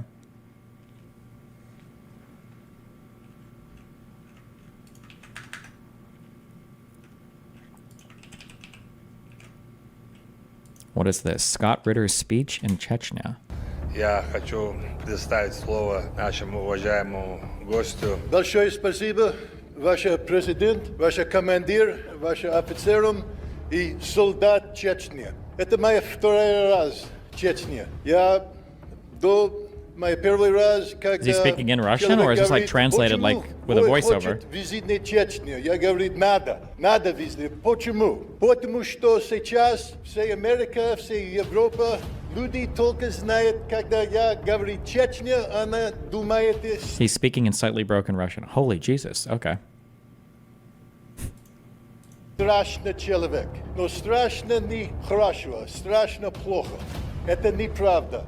Когда я визитный, я смотрел чеченские люди, самые хорошие люди. Люди хотят жить мир. Люди хотят дружба, все мир. Вы страшный солдат. Я знаю ваши истории. Я знаю, вы героем Мариуполь. Я знаю, вы героем Луганск, Донецк, Oh no. Херсон, Запорожье. Я знаю тоже, вы мужик, человек, хочет семья, хочет детки, хочет жизнь, не хочет борьба. Но сейчас работать надо. Вы работать, страшно работать. Но главное... I suspect that Tim and Ruben will get slapped with either civil OFAC, I don't know what that means, or civil forfeiture. Civil because they, as a person, not know it knowingly. And if it's knowingly, then OFAC will change to criminal OFAC. Would you really have to give up that money? There's no way, right? Imagine if you worked for a foreign, like you didn't know, you unknowingly worked for like a foreign adversary for a year, and then that foreign adversary gets charged. You're like, oh shit. And then, like, do you have to give up all of the money that you made? That would be wild. Office of Foreign Asset Control.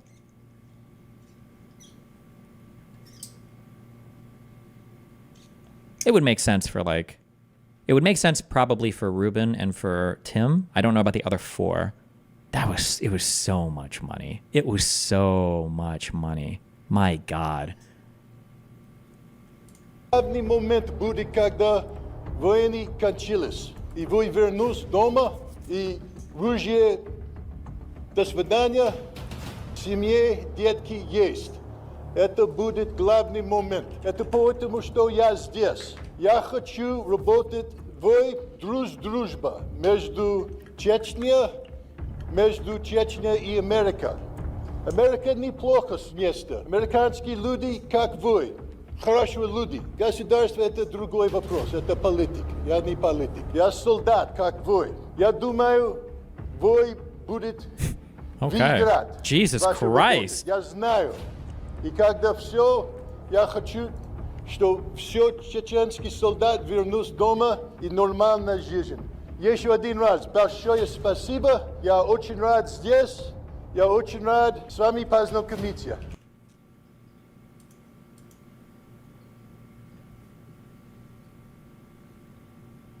Uh-oh. Tim Pool's going to go interview with the FBI. Good luck, Tim.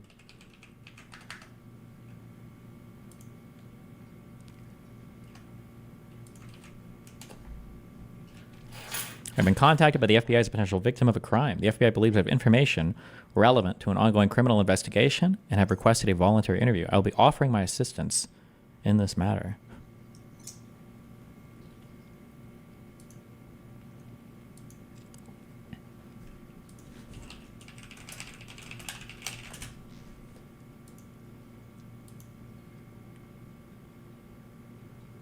Matt Christensen made that exact same statement in a Twitter live yesterday. Gotcha.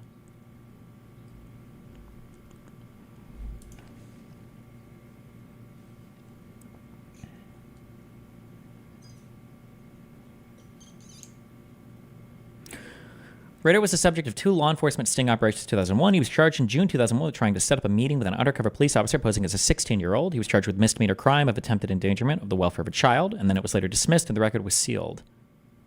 And then he was arrested again in 2009 over communications with a police decoy he met in an internet chat site.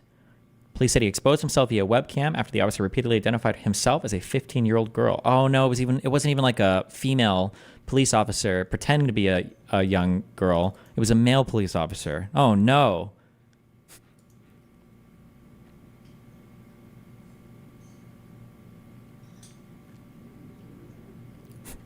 How? Okay.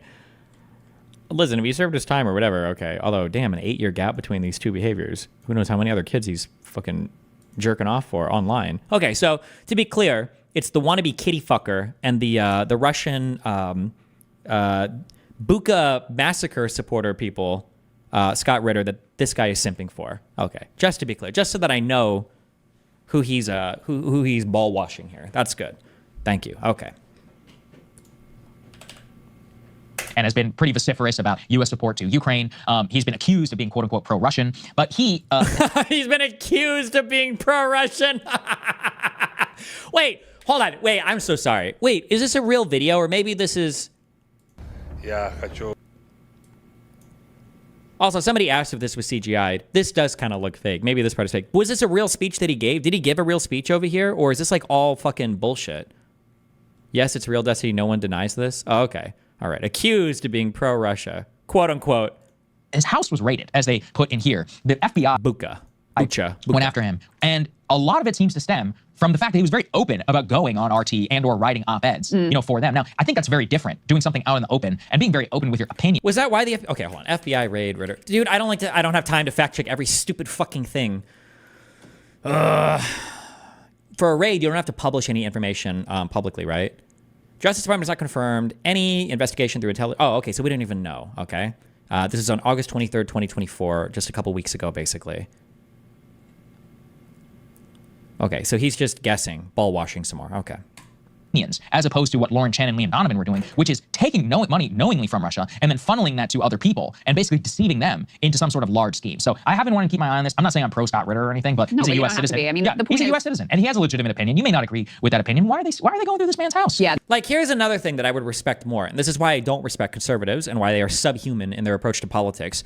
Why would you, like, why not just say what he did directly and then defend that? Right? Why not say Scott Ritter, who is an incredibly pro-Russian American, right? He has a right to say that because that's true, by the way. If you are pro-Russia, if you want Russia to win over Ukraine, if you don't think we should support Ukraine, that's your right as an American citizen to say that. And you should have the right to say that. I think you fully should be within your rights to say that. That's fine. Defend that. Why do you have to lie about his position? It makes you seem like a skeevy, snaky fuck if you won't just own his position and then defend it. It makes it seem like would you not defend him if they were his legitimate positions or what? Like, U.S. citizen. I mean, yeah, the point he's a is, U.S. citizen, and he has a legitimate opinion. You may not agree with that opinion. Why are they going through this man's house? Yeah, and he hasn't been indicted yet, just to be clear. But yeah, this is where you get into like, listen, you're allowed to be pro-Putin. Yeah, like actually, like this is this is America. We're supposed to have free speech rights, and even if your speech is but what do you think he was raided just for being pro-Russia? That's the accusation with no information published. And the sad thing is that if an indictment gets published, they don't get any accountability for just the drivel that comes out of their mouths on the show. There's no accountability,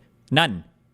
Supporting official bad guy regime of the U.S. government, like you're allowed to do that. So that's where it starts to get. The other thing with all of this, Sagar, is you're talking about one of the things that they're targeting is this this doppelganger campaign. They're calling it of this is the kind of the creating fake. This is intentional too. Also, I hate this when people do this. Whenever you want to downplay something, you always do this. It's like what what's that stupid? What's this the 65 IQ blonde chick called? Emma. When she was like, "Oh, who are you?" Oh, I think he was called like this, like pretending not to know shit. When you're like, "Oh, this thing they're calling doppelganger, supposedly, allegedly," like these types of things, right? They never speak about. We'll say like Israel this way, right? It's never like the accusation is that there was this thing called, what do they call it, Bad Daddy or whatever, their AI program. There's this thing. They always speak like way more concretely and resolutely about that. But the way that Sagar and Crystal Balls over here is talking about all the FBI stuff. It's like it's just done so dismissively. This thing that they're calling doppelganger, this thing. This doppelganger campaign they're calling. Doppelganger, this thing like doppelganger, they're calling it. This is the kind of the creating fake a network that use sites they say that impersonate legitimate news entities and fake social media profiles impersonating Americans. This goes back to like some of the core like 2016 allegations of the influence campaign that was being run there. And I'm not saying any of this is good. By the way, we engage in these types of activities as well, as does, and we'll get to this in a minute. Oh, we got one of them. We do this too. Remember that? What was the second one I said they would say? That's one. It's always America's always just as bad as everybody else. Well, worse because we're larger and we've got a bigger responsibility. Okay, we got one. What was the second one that I said? Fuck, I don't remember, but we got that and, I'm not saying any of this is good. By the way, we engage in these types of activities as well, as does, and we'll get to this in a minute, Israel, and no one seems that upset about that, and there's no indictment. Yes, and the Jews. Thank God. Hell yes. Good, by the way, we engage in these types of activities as well, as does, and we'll get to this in a minute, Israel, and no one seems that upset about that, and there's no indictments coming down about that, but we'll pause. What indictments? Is Israel influencing people in the United States with like foreign money or foreign control that we know about that nobody's going after? Is that true? Like who? That for a moment. We should also be clear about we have wildly expensive, elaborate, sophisticated presidential campaigns, okay? The memes and the fake news, the things that they're putting out. Wait. Are these marching orders? Oh no, I'm about to have a schizo moment. What, is she about to make the exact same point that Glenn Greenwald did? That the cost of the election is so big that that this is just a drop in the bucket? Like, it shouldn't freak you out that Russia is running our democracy, okay? It's even these videos, they got these top commentators on their payroll, unknowingly again, Tim Pool, Dave Rubin, these guys get millions of views, right? They're very popular in plenty of circles. And even their content, you were saying, is getting like 8,000 views on these videos. Like, that's nothing. That's nothing. So even as, you know, in that instance, if the allegations are true, like there should be indictments there. You're laundering money, $10 million, you're creating fake businessmen, whatever. But let's also be really clear-eyed about how much impact any of this is actually having on our politics. Yes, absolutely. And it's one indictment with one company. Like, how many do you need? Like, what, like, also, this is after the whole Internet Research Agency, and it's after the broader, what was it, 33 different web domains that the DOJ took down in another release yesterday? Like, how many do you need? Like, at what point does it become worrisome to you? Like, do you think this is the only thing they're doing? Do you think Scott Ritter only showed his cock to two supposedly underage people? Like, well, I mean, what is going back to 2016 when you had the whole frenzy around this, whatever. Oh, shit. Also, I'm so sorry. I'm missing a huge piece of context here. These guys are probably auditioning for their bit of Russian money, right? I know you guys just lost a huge subsidiary of the United States. Well, hey, listen, okay, if you're trying to funnel some money around, okay, consider breaking points. Would you consider reaching out to Mudahar, Willie Mack about making a video on the FAR indictments? If you, I messaged the Nicholas Diorio guy. He said they might hop on tomorrow, maybe. There was never any evidence that any of it meaningfully impacted how people voted and what the actual outcome of that election. They were never looking for that type of how would that's not even in the purview of the Justice Department to check. Like, absolutely. And there is, going back to 2016 when you had the whole frenzy around this, whatever, there was never any evidence that any of it meaningfully impacted how people voted and what the actual outcome of that election ultimately was. Yeah, and for example, I went through and actually read this indictment whenever it was coming out. Press X to doubt. He has never read a full indictment cover to cover in his entire fucking life. Guaranteed. Guaranteed. Put this on the screen. I want people to see what was so spooky and scary. Here is one of the massive Russian influence operations. It was a Facebook page called CNN California, in blue, not even in the CNN logo. It had 2 likes and 7 followers. The description was from sunny beaches to bust. Wait. In blue is one of the massive Russian influence operations. It was a Facebook page called CNN California, in blue, not even in the CNN logo. He didn't read it. I didn't even read this indictment. The point was to show that AI was creating pages and that it could copy logos and change the color. Yes, it's not even in the original color. They say that. They literally, this isn't an indictment, I don't think, by the way. Also, I believe it's just an affidavit. But they literally say that in here. Affidavit in support of seizure warrant. Fuck, what page was this? We saw this. They even explained, they explained that it was in a different color. That was the point of putting it in here.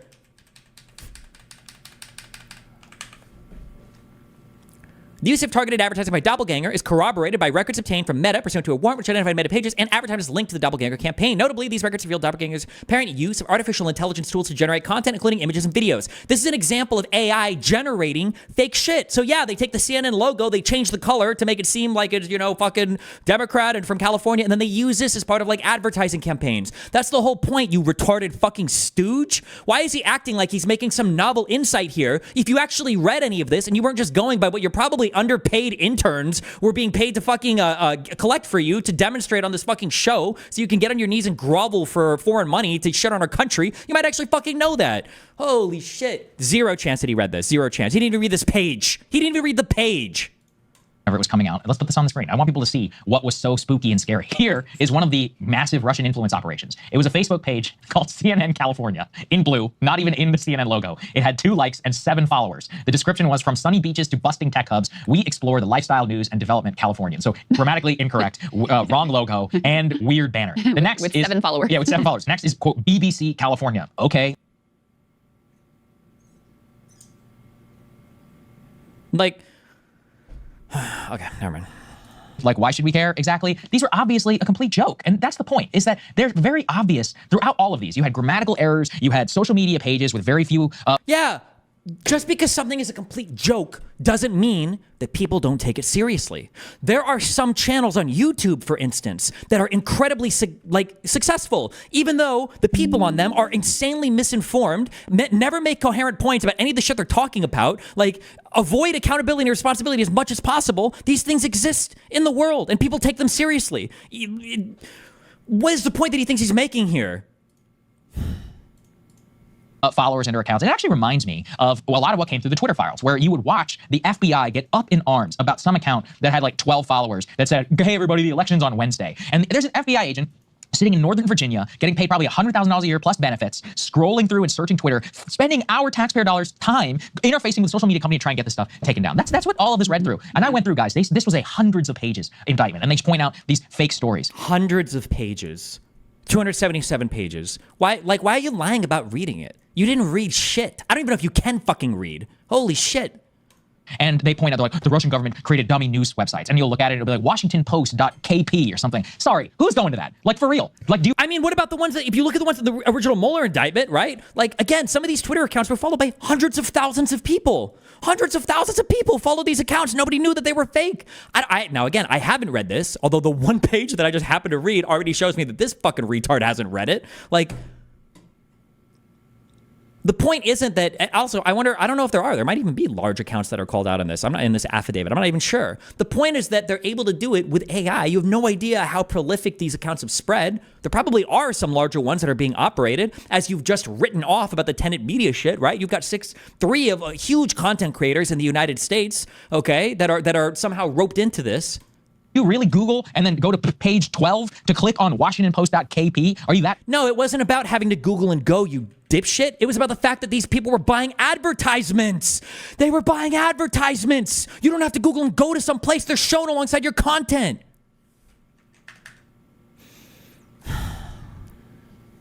Stupid. And if you are, you probably are going to fall for a 10 million more sites. Yeah, well, that's why. Yeah, like this channel.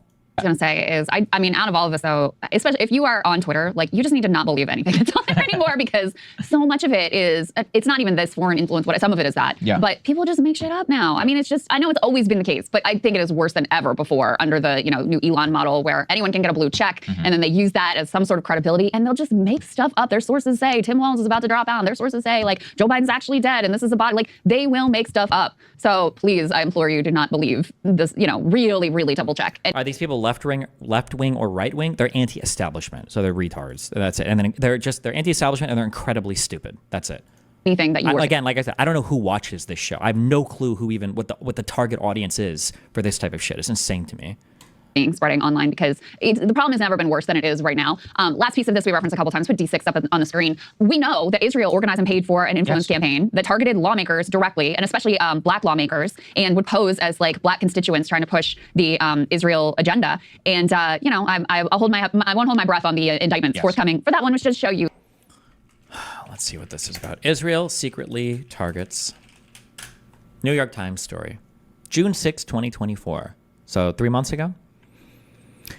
Israel's Ministry of Diaspora Affairs ordered the operation, which used fake social media accounts urging U.S. lawmakers to fund Israel's military, according to officials and documents about the effort.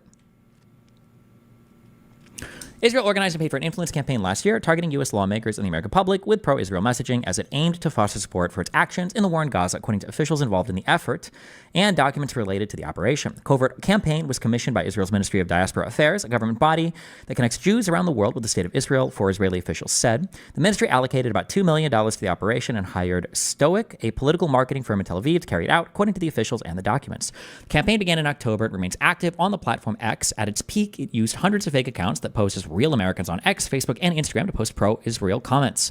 The accounts focused on U.S. lawmakers, particularly ones who are black and Democrats, such as Representative Hakeem Jeffries and the House Minority Leader from New York and Senator Raphael Warnock of Georgia, with posts urging them to continue funding Israel's military. ChatGPT, the artificial intelligence-powered chatbot, was used to generate many of these posts. The campaign also created 3 fake English-language news sites featuring pro-Israel articles. The Israeli government's connection to the influence operation, which the New York Times verified with 4 current and former members of the Ministry of Diaspora Affairs, and documents about the campaign, has not previously been reported. Fake reporter and Israeli misinformation watchdog identified the effort in March. Last week, Meta, which owns Facebook and Instagram and OpenAI, which makes ChatGPT. Meta owns. I didn't even know that. Meta owns OpenAI, which makes ChatGPT. Oh god, geez, I didn't know that connection. Said that they had also found and disrupted the operation. The secretive campaign signals the lengths Israel was willing to go to sway American opinion on the war in Gaza. Okay, so this is bad, obviously. Nobody should be covertly trying to fund bot farms or operations that are targeting really any American social media platforms. That is true. However, this is a far different in terms of gravity. Running a botnet on Twitter is a lot different than starting fake companies inside the United States to do this. I'm not even sure if you could indict somebody over this. Like, I don't know what the criminal behavior would be. It's possible. My understanding is all of the criminal indictments for the Russian stuff, even in the Mueller investigation, had to do with people disingenuously operating stuff in the United States. I believe that's what the IRA, the Internet Research Agency, and all the indictments related to that were about. And also, even if this is bad and you want to call it out, why would you use this as an opportunity to downplay something else? Why not just say, like, hey, this is bad as well, or this shouldn't happen, right? Doesn't say fake sites were created. Yeah, but I don't know if these are like hosted in the United States. It just says English sites. For the problem with the IRA is the IRA, I believe, was an actual company that was established. It was like a legal entity established in the United States. Just because an English-speaking site is open doesn't mean you establish a whole new company, everything else. Microsoft opens AI, not Meta, or owns OpenAI, not Meta. Wait, is that true? Who owns OpenAI? Is controlled by the board of directors? No.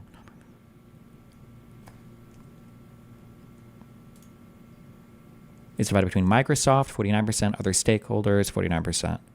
Oh, well, I don't know why they have... I don't know why they say Meta is here. That's kind of weird, but okay. Read that sentence again. Meta.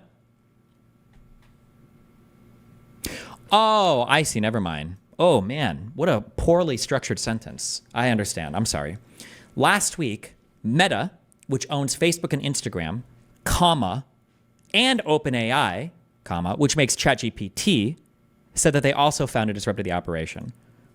I read this as Meta, which owns Facebook and Instagram, and OpenAI, which makes ChatGPT, said that, okay, but this is just a separate clause or whatever. Jesus. What a sentence.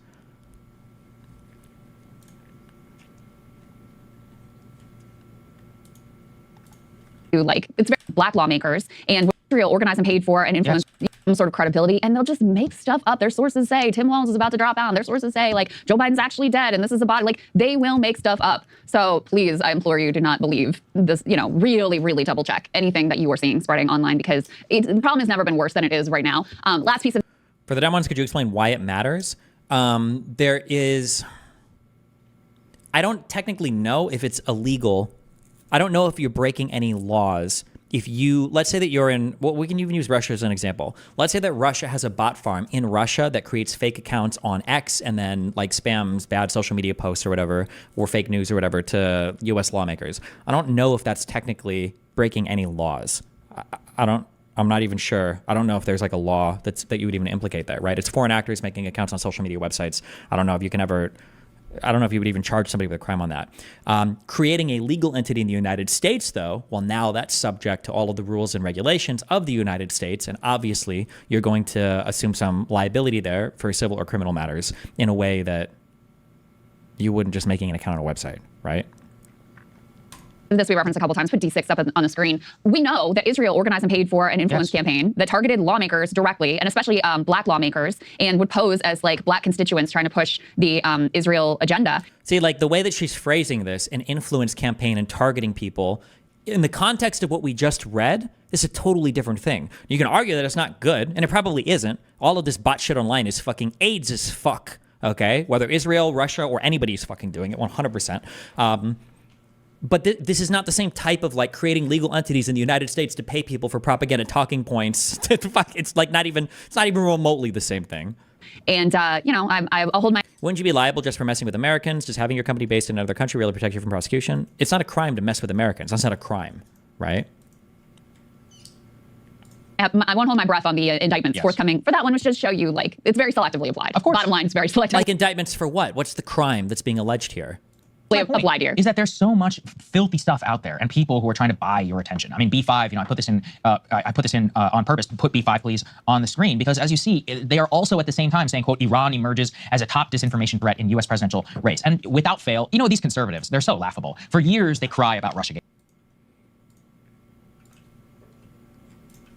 Let me see if there's anything else in here that The operation is the first document case of the Israeli government's organized campaign to influence U.S. government. Social media experts said, while coordinated government-backed campaigns are not uncommon, they are typically difficult to prove. Iran, North Korea, China, Russia, and the United States are widely believed to back similar efforts around the world, but often master involvement by outsourcing the work to private companies or running them through a third country. Israel's role in this is reckless and probably ineffective, said Achia Schatz, the executive director of Fake Reporter, that Israel ran an operation that interferes in U.S. politics is criminally irresponsible. Israel's Ministry of Diaspora Affairs denied involvement in the campaign and said no connection to Stoic. Stoic didn't respond to requests for comment. The campaign didn't have a widespread impact. Meta and OpenAI said last week the fake accounts accumulated more than 40,000 followers across X, Facebook, and Instagram. Fake Reporter found many of those followers may have been bots and didn't generate a large audience. Meta said the operation began just weeks in the war of October, according to the Israeli officials. And is there anything else that is alleged in here? Okay, this is just creating fake accounts, I believe. In at least two instances, accounts with profile photos of black men posted about being a middle-aged Jewish woman. Based.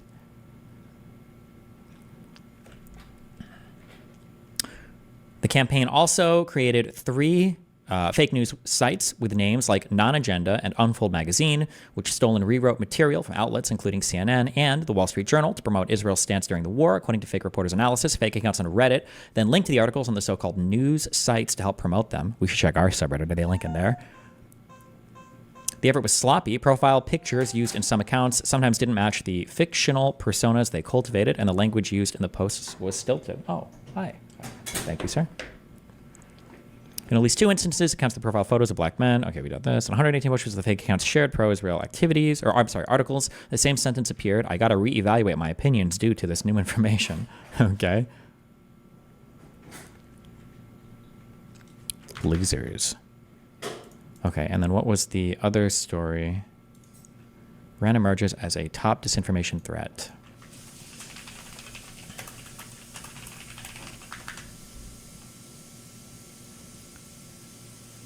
This is by Shira Frankel, June 5th, 2024. This is 1 day ago by 3 different authors. A website called Savannah Times describes itself as your trusted source for conservative news and perspectives in the vibrant city of Savannah. Another site, Noi Thinker, wants to be your go-to destination for insightful progressive news. The online outlet, Westland Sun, appears to cater to Muslims in suburban Detroit, none of what they appear to be. Instead, they're part of what American officials, tech company analysts say is an intensifying campaign by Iran to sway this year's American presidential election. Iran has long carried out clandestine information operations. I wonder if these websites had any domestic companies that were set up to represent them, or if they're just fake websites pretending to be. For the Israel article, were they pretending to be, were they just English-speaking sites, or were they, let me check.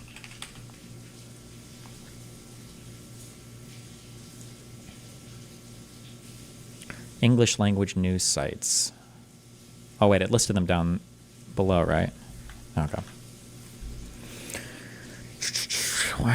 Goal of sowing internal discord and discrediting the democratic system in the United States, more broadly in the eyes of the world. Iran is becoming increasingly aggressive in their foreign influence efforts, seeking to stoke discord and undermine confidence in our democratic institutions. Engage in line with the council actors. Estimating that Iran perceives this year's election to be particularly consequential in terms of the impact they could have on its national security interests.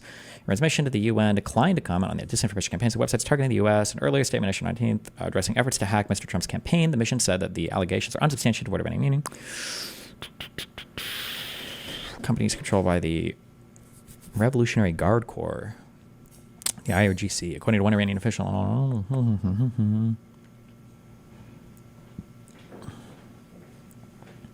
Projects from tech firms and startups in Iran. So much you're not familiar. Thank you, sir. Yep, Iranians, one is a member of the guard. So no. Already this year, Iranian operatives have succeeded in hacking the emails of Roger Stone, a longtime advisor to Mr. Trump, and attempted to penetrate the campaign of Mr. Biden and Mr. Harris with unclear results. Meta disclosed last month that it had detected a similar effort against both political campaigns on WhatsApp, the messaging app. Damn. Was anything ever leaked from the Roger Stone stuff?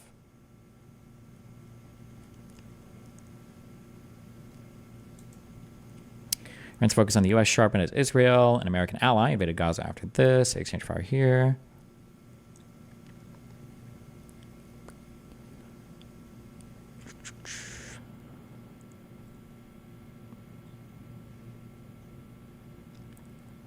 The Supreme Council for Cyberspace. Behazed.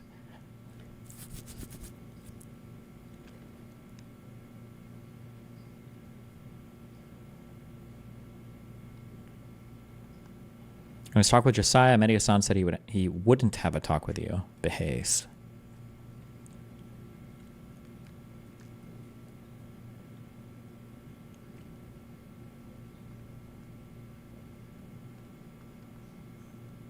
I used to watch Breaking Point's target audience is younger people / university students who want to be informed and think the right-left mix between them keep each other in check. For me, I didn't care enough to actually read for myself, so I went somewhere I thought I could trust. That was until something I did actually care about came up, and I did read about it and realized how out of touch these two are. Gotcha.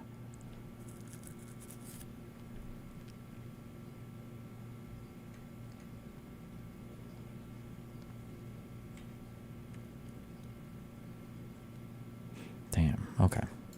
And, I mean, U.S. presidential race. And as you see, they are also at the same time saying, quote, Iran emerges as a top disinformation threat in U.S. presidential race. And without fail, you know, these conservatives, they're so laughable. For years, they cry about Russiagate. And I mean, Russiagate was a scam. But then the moment that there's some BS DOJ being like, Iran's funding the protest, they're like, the entire protest movement is being funded by Iran. I'm like, do you hear yourselves? Do you hear yourselves? Did we not just go through this? Are some of those people getting paid by Iran? Maybe. You know, I need to see. Was anybody saying that Iran was funding the entirety of it? I don't think even conservatives were saying something that crazy, but okay. A lot of evidence. I mean, that's part of the thing, too, relating back to our Tenant media discussion. The evidence is pretty unrefutable. You got wire transfers, you got private communications, you got all this other stuff. Now, again, I'm willing to hear them out. Like, if they really had some alternative explanation, that'd be fine. But you know, we got to wait and see. This is the allegation of the U.S. government here. Here as well, though, you can obviously watch Iran, Israel, Russia, all these other people have all these influence operations that are currently happening here in America. But only Russia is called out, and they were whipping it into hysteria. And that's another issue. Is because they don't even go through anything.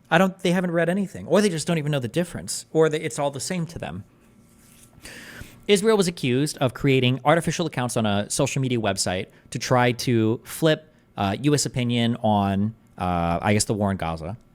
Iran, according to that New York Times article, has been accused of setting up websites that misrepresent themselves as being part of U.S. cities, okay, that are pretending to, you know, be domestic citizens that are giving news, and they're hacking like U.S. email accounts that are relating to campaigns, which seems to be more, the hacking part is definitely the more severe part. And then Russia is establishing shell corps across the world to pay other corporations in the United States and to misrepresent to people in the United States who they even are when they're going to hire commentators. These are all different things. Every single thing here is a different thing. Is that the Russiagate people are having the greatest day of their lives because you've got commentators who they despise who are revealed to have been secret cutouts for Russian payments. On top of this, like, oh my God, everything we see on social media. Already, you know, I watch these CNN freaks like Asha Raganapa or whatever who work at CNN be like, coincidentally, the Russian playbook exactly matches the Trump-Vance agenda. And you're like, okay, like here we go again. Here we go. Right, here we go again. And this is everything they've ever wanted. CNN is having a field day. By the way, who do you think broke the news that this was happening? CNN's Jim Acosta. It just tells you everything you need to know. Like, it is obvious that they want to whip this all up again. The Democrats, especially the elite. Wait, did they break the news? Or was this just like, didn't this all come out when the indictments, when the two indictments were unsealed, and then when the DOJ made a press release? Like, how early was this news broken? Wasn't this just a DOJ press release? What is he talking about? Wait, what? Acosta, CNN, indictments. I don't even know what he's talking about. It was reported earlier in the week with any level of detail, or can you link the story? Oh, again, and this is everything they've ever wanted. CNN is having a field day. By the way, who do you think broke the news that this was happening? CNN's Jim Acosta. It just tells you everything you need to know. Like, it is obvious that they want to whip this all up again. The Democrats, especially the elite ones, and a lot of the commentators are loving this. We'll see if the Kamala campaign picks up on it. Wouldn't put it past them. It would be smart not to do it. But in general, what we can really learn, you know, from this indictment is that, you know, look, you think we're not up to very similar things in many other foreign countries. Hopefully, we're doing a much better job than CNN California. I doubt we are. Yeah, we probably aren't.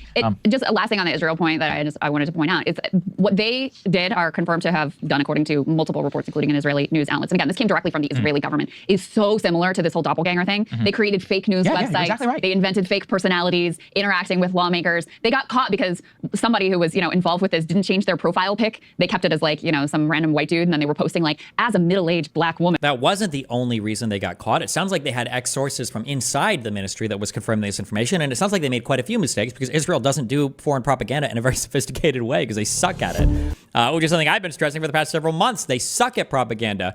But it's not the same thing that the Russians were accused of. It wasn't even the same thing in the New York Times article that Iran was accused of. Iran was accused of hacking Roger Stone's fucking email account And Russia is establishing fake companies in the United States. These aren't even remotely the same thing. These aren't the same thing. Didn't change their profile pic. They kept it as like, you know, some random white dude, and then they were posting like, as a middle-aged black woman, blah, blah, blah. But that it's exactly the same as like the, you know, the doppelganger thing that they're alleging with the Russians. So in any case, I guess Russiagate, here we go again. Yes, here we go again. But please, guys, if whoever's out there listening, if some random person who you can't find online is offering you millions of dollars to produce a handful of videos, like maybe think a little bit about that one. Maybe I get it. You know, Cybertruck, it seems cool. I understand. understand. Plenty of money anyway. Like, they're already so rich. That is what I was going to get to. At the same time, I'm like, guys, I know how much you're probably making. And it's like, it's enough. You know, at what point? You're good. Yeah, you're very good. You don't need to take sketchy deals. You can make plenty of money legitimately and not have problems now with the Department of Justice. And, you know, I mean, look, the legal fees that you're going to incur on a case like this, oh my God. Some of these, you know, from what I understand, these Washington lawyers who work on these DOJ, they charge like $1,000 an hour, you know, just to interface with the government on your behalf. So good luck, you know, to some of those folks out there. $1,000 an hour? $1,000 an hour lawyer? Jesus, really? It's not worth it. It's not worth even the public reputation hit that you'll take on something like this. It's just embarrassing. Yeah, it'd be interesting to see what happens with Lauren Chen from here. As of yet, I mean, honestly, she should go to jail. She really should, or she should get, at the very least, she should be put on probation or something like that. And all of those people involved, Ruben, you should sue her. They really should. Like, sue, take their assets, because the public reputation would be pretty easy to prove about the damages of what you've done. And second, you know, the U.S. government has the direct evidence of you lying to people. So screw you. Honestly, I have genuinely scum to put something like that onto other people. That's, if anything, you know, maybe you can live with taking money from a foreign government, but deceiving others that is the worst thing you can do. Hey, if you like that video, hit the like button. Or Got 3 more questions. They all one-word answers or less. Number 1, there is one commentator whom I've not seen you have a conversation with that I think would be really good, because you have some strong similarities with respect to wanting to take down the Republicans, but you also have some very stark differences with respect to foreign policy. That is Destiny. Would you have a conversation with Destiny? No. No. Number 2, what is your favorite MCU movie? What is he thinking about? Civil War. Okay. And number 3, would you be open to having a follow-up conversation with me in the future? Yes. Perfect. Mediasan, fourth. I'm going to sneak a 4th one in there. You said something about Zateo making recommendations. I would like you to poach James O'Brien. I would like you to get him. I want a Mehdi Hassan, James O'Brien team up. He's never going to leave LBC, but it's a good idea. It's a good thing to think about.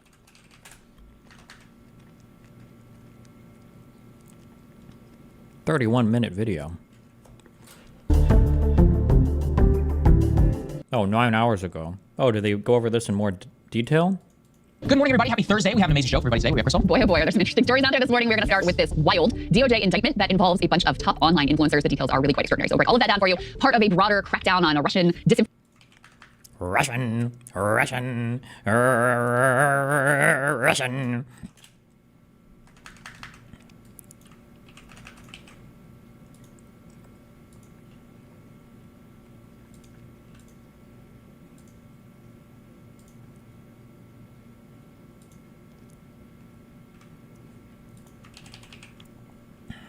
Hold on.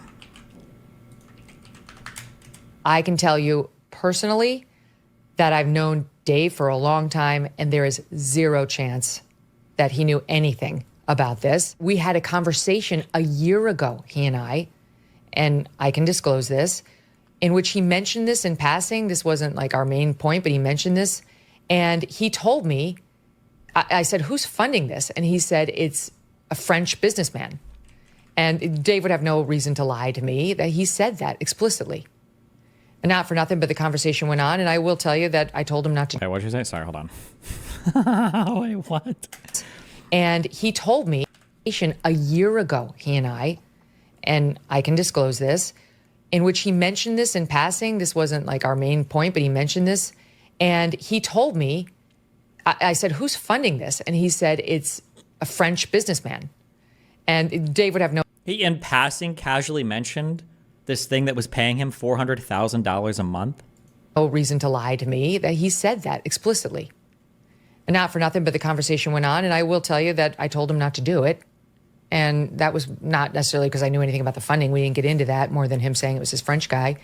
But I don't have good feelings about this Lauren Chen. And I was right. I do think these guys are right that they were the victims in this scheme. And sure, you can say they should have known. I get it.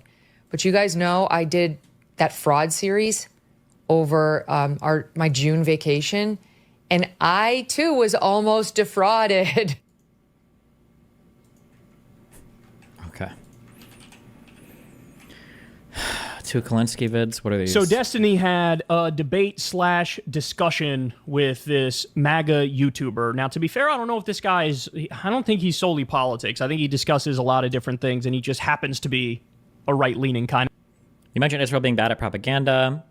I thought their whole influence campaign / botnet stuff was incredibly effective. They definitely had bad messaging after October 7th. I was just curious what you'd read that gave you the sense that they were bad in the field. They're atrocious. Israel sucks at doing propaganda in every fucking country. The only reason why Israel is loved in the United States so much is because older people remember Israel after 48. They remember Israel, the sole democracy in the Middle East, being able to fight against all of the evil Arab countries. That's it. It was the facts on the ground that made Americans, I guess, so enraptured with Israel's existence in the Middle East. That's it.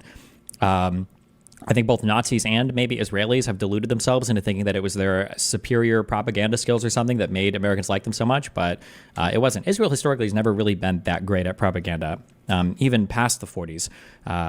They just weren't. The Six-Day War was an epic failure in getting security guarantees from the West from anybody in order to help them, win that conflict. They just haven't been great at it. But especially as millennials are growing up, and the only impression you have of Israel is bullying Palestinians, they just suck. They suck at propaganda. I say they suck at propaganda, but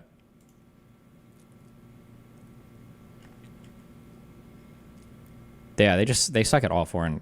They just suck at foreign messaging. But they're up against an incredibly elaborate propaganda network as well, right? The Russian stuff and the Iranian stuff. These guys are more active and more practiced and collaborate more when it comes to foreign propaganda operations. And a guy. Now, having said that, look, if you're gonna agree to have a conversation with a political streamer like somebody like Destiny, you probably want to know politics, right? You probably want to be able to back up whatever claims you're going to make vis-a-vis Trump. So anyway, they have this discussion, and this moment, which I'm about to show you here. Okay, I don't care about this. And then he has Kyle reacts to Lex Fridman's humiliating Trump interview. Okay. Watch some of this. Information influence campaign, so we'll get into that broader effort as well. Trump did a Fox News town hall last night with Sean Hannity, a lot of hard-hitting questions there. But there were some interesting moments that we want to take you through. It was despite Hannity that we got some. Yeah, exactly. Yeah, and also it was billed as a town hall, but then nobody actually asked any questions about Sean Hannity. Like, what's going on with that? Whatever. So we'll show you the highlights, lowlights, whatever lights from that. We also have some new polls to break down for you, in particular, a slew of new battleground polls from CNN that are quite interesting. And if they came to fruition, would have the electoral college map so incredibly close. So this election continues to, be just as tight as it possibly could be. We're also going to break down fact from fiction on this wild Aurora gang apartment building story that has gone viral that Elon Musk has been promoting. I'll just leave it at that, and we'll take you through all the details once we get to that block. Yes. So boomers are up in arms about it. Yes. So, well, perhaps indeed. you can send it to your mom. Yes, indeed. All right, so let's go ahead and get to this story. Just bear with me while I go through the details, because I think it will pay off for you in the end. So the DOJ put online an indictment of 2 Russian nationals who work for RT. Okay, what they are alleged to have done is to have funneled $10 million through a Tennessee-based content creation company called Tenant Media. Okay, we can put this story up on the screen. So your major players are these 2 Russian nationals. They're the ones who are indicted. This media startup called Tenant, who has a number of very highly recognizable and influential right-wing media creators on their payroll, including Dave Rubin, Benny Johnson, Tim Pool, Lauren Southern, and a couple others I was less familiar with, Matt Christensen. Yes. And somebody Hansen. Yes. It's like the same name as somebody from the Hansen band. I don't remember, but it's not the same guy. Anyway, I actually looked it up just to make sure. The major names of Benny Johnson, Tim Pool, and Dave Rubin. I think many those are the major ones. Yes, okay. And again, none of these individuals are accused of wrongdoing. However, the details here are quite extraordinary. So Tenant Media hires these influencers for extraordinary sums of money to produce some content for them. I'm talking like $100,000 a video, under the pretext that the Tenant Media people, run by Lauren Chen and her husband, what's his name? Liam Donovan. Under the pretext, which they apparently knew was a false pretext, that there was this elusive, wealthy businessman who was funding all of this. And again, we're talking like $100,000 a video plus, insane amounts of money for this, okay?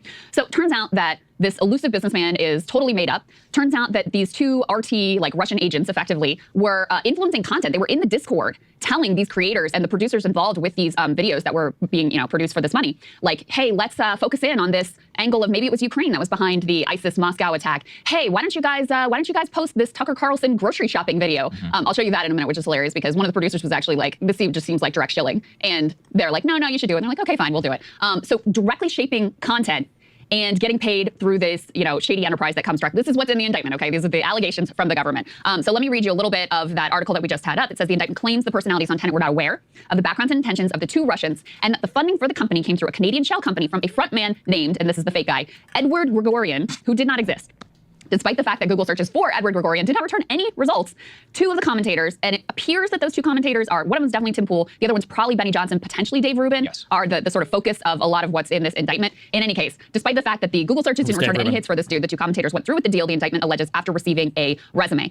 Let's put A2 up on the screen that has a little bit more detail. Eventually they did the deal. Benny Johnson, we think that could be Dave Rubin, but one of the 2 of them would unknowingly work for the Russians for $400,000 a month in exchange for 4 monthly videos. Guys, we work in this industry. That is an insane amount of money per video, plus a $100,000 signing bonus. Apparently, Tim Pool also got the $100,000 a video, but no signing bonus. This person opines weak negotiating skills. Let's put the next piece up on the screen. This is the Tucker grocery store situation I was telling you about. So on or about February 15th, they say one of these producers... Like, what is the...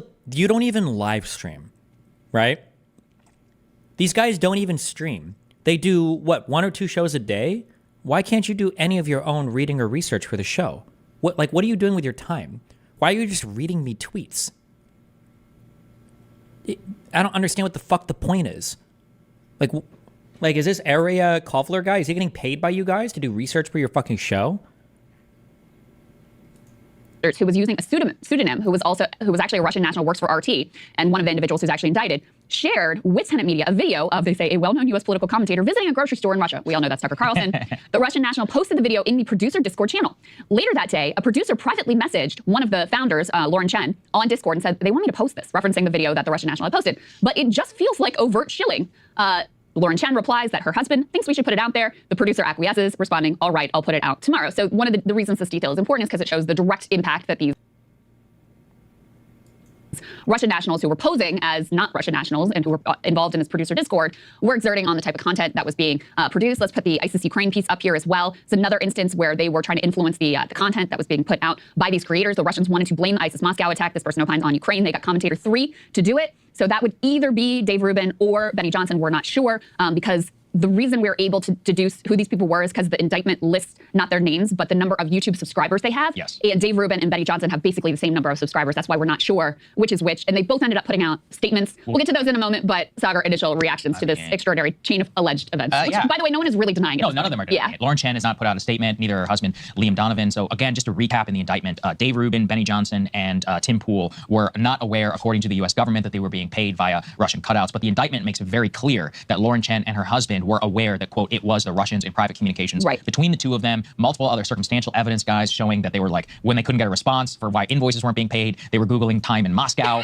as to why all of this was not coming in on time. I mean, at a philosophical level, it's sad, honestly, because it's very clear that the money was just so good that nobody was not asking real questions. Yeah. So, for example, let's put A5, please, up on the screen. This is amazing. This is delicious because at one point they're like, hey, who is the guy? I want to see something about him. And this is literally the resume that was sent to them of some mystery rich man named Edward Gregorian. Now, we don't have full... Like, the resolution on this is actually quite bad because it comes from the indictment itself, but it says experienced finance professional investor, deeply engaged in business. The resolution on this is bad because it comes from the indictment itself.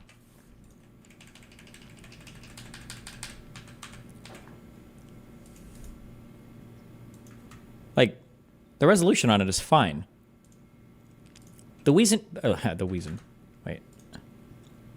reason why the resolution on this is probably bad is because you probably pulled it from either a news story or a tweet. You can read this just fine. It's not the best, but... business and philanthropy, leveraging skills and resources to drive positive impact. Just a bunch of complete bullshit, honestly. Life and education. They say that he had a bachelor's degree in economics, a master's in accounting. He had some professional experience in financial analysis and consulting, but they list some fake banks that he had allegedly worked at. And in general, said he was an accomplished financial professional, Mr. Gregorian. The problem is that a basic amount of research would have revealed that Gregorian does not exist because there was no financial footprint. There was no footprint on bank websites. There was no Google history. I mean, it's basically impossible in the world at this point to become a person who could afford $10 million funneling to these people without having a financial profile at all. It's basically, the chance is zero, especially if you were working in finance, LinkedIn, any bank records, bank websites, even if you were using Archive or Wayback Machine or any of those, you'd be able to find them. And so that should have set off major alarm bells. But really what it is that because we work in this business, sorry, those sums are insane. And if you go on the Tenant Media YouTube channel, the videos were getting like 8,000 views. Okay, so just so everybody understands, 8,000 views, I mean, how much do you make off that? Maybe $150? Maybe $100. Maybe. Yeah, if the producers want to correct me, they can, but it actually could be less. It could be like 50. Oh, they say much less. Oh, okay. See, I don't... Yeah, 150 views for an 8,000 view video? No. No. Yeah. Well, and we don't have videos to get that low amount of views, so I don't know. But, especially when you consider the amount of production. Yeah, I mean, exactly. The production value and I read through this entire indictment, which was enjoyable, to be honest with you, because some of the details here, again, are really quite entertaining. People were raising at the time, like, the Tim Pool and whether it was Dave Rubin or Benny Johnson, like they want all this money. There's no way this is going to be economic. And the Russians come back to her like, no, we're good with it. Right. It's like okay, so what are we doing here? I mean, and the other funny thing about the fake resume, so what Benny Johnson or Dave Rubin, whoever was the commentator that was raising these questions and was asking like, hey, I can't find anything about this guy. Like, can you send me something? And this is a funny part. That Dave Rubin was like, okay, I looked over the profile and I got a huge issue with it. Okay, and then the other 4 on the other end, the 2 Russians, and Lauren Husband, oh shit, he's figured out as a Russian. And then Dave was like, this part where he says he fights for social justice, can we go ahead and edit that out? What do we mean by that?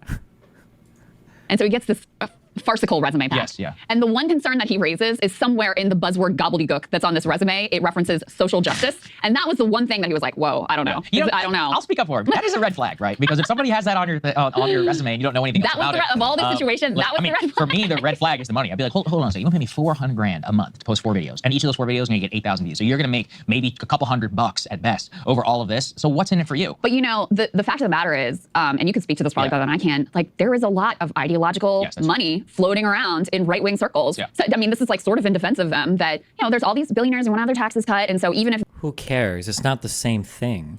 It's not the same thing. They don't, and $10 million is nothing to them. And so even if it's the posting of that one video isn't economic, they're engaged in a broader ideological project that they believe is going to pay off for them over time. And so, I mean, that's what's crazy is like, obviously we don't swim in these ways. We don't take money from any. It's like all dependent on you guys and, like really important, obviously, that we do those things. But that's why when I read through this, it feels so preposterous. Also, $10 million is nothing to who? Maybe if you're pitching an idea to actually like Elon Musk or whatever, but like $10 million, that's a decent chunk of change for anybody.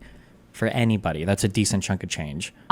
Because that amount of money just being thrown at you to do 4 videos a month is insane. Well, I'll speak to a couple of things. Yeah. The first is the way that we set up our business. I'm extremely vindicated on this because for people who, we've spoken about this some at length, but we are 100% financed by our premium subscribers through our subscription program and then programmatic advertising, which is placed on YouTube or podcast ads. That means we never talk to an advertiser. Never spoken to an advertiser. Period. In fact, the only input that we have is that in certain categories that we don't want. So we can actually make even more money if we're willing to have like shilling credit cards or any of those other things play. If we were just willing to read ads on our podcast. Well, so that was my next thing. So then the next phase of that, and this is where, there's been a lot of pressure always from many people who are involved in business. They're like, well, you can make 5 to 10 times more if you were to just read ads. And we're always like, yeah, but, should a guy who's bringing you the news really be reading a ball shaving ad? Like, I don't really think so. And by the way, that is where the most money is. Or Blue Chew. Something that he's lying about, that he's misrepresenting, the Blue Chew might be true, but if you do politics, ad reads are usually pretty hard. You're usually like scraping the bottom of the barrel when it comes to ad reads. It's going to be stuff like Blue Chew, or it's going to be stuff like, if you're conservative, it's going to be like selling gold or whatever. Usually you're... The companies that are reaching out to you, especially if you're doing controversial politics, are very, very, very bottom of the barrel. Or any of these others. If you're a comedian, I totally get it. That's fine. Get your bag, but whenever you're in news, like it's just different. And so we never chased outside revenue. And that's part of what I see here is that when you're out there and you're making deals with gold companies and shaving companies and all these other things, maybe it doesn't seem as preposterous if somebody wants to pay you X $100,000 a month. And that's just in the private sector. Remember, these guys are getting millions and... Wait, hold on. Revenue. And that's part of what... Totally get it. That's fine. Get your bag, but whenever you're in news, like it's just different. And so we never chased outside revenue. And that's part of what I see here is that when you're out there and you're making deals with gold companies and shaving companies and all these other things, maybe it doesn't seem as preposterous if somebody wants to pay you X $100,000 a month. And that's just in the private sector. Remember these. That's not why not bring on an expert? I mean, you guys theoretically should be experts. Why not bring on somebody from your own company to talk about, like, would it be strange to sign an advertising deal when you're creating videos that get anywhere from 1,000 to 10,000 views a month and you're being paid $100,000 a video? Is that strange in this industry? Do you think that'd be expected for these guys, right? You literally you guys, theoretically, if you're not subject matter experts, people in your company should be subject matter experts in this. Why not bring them on to talk about it?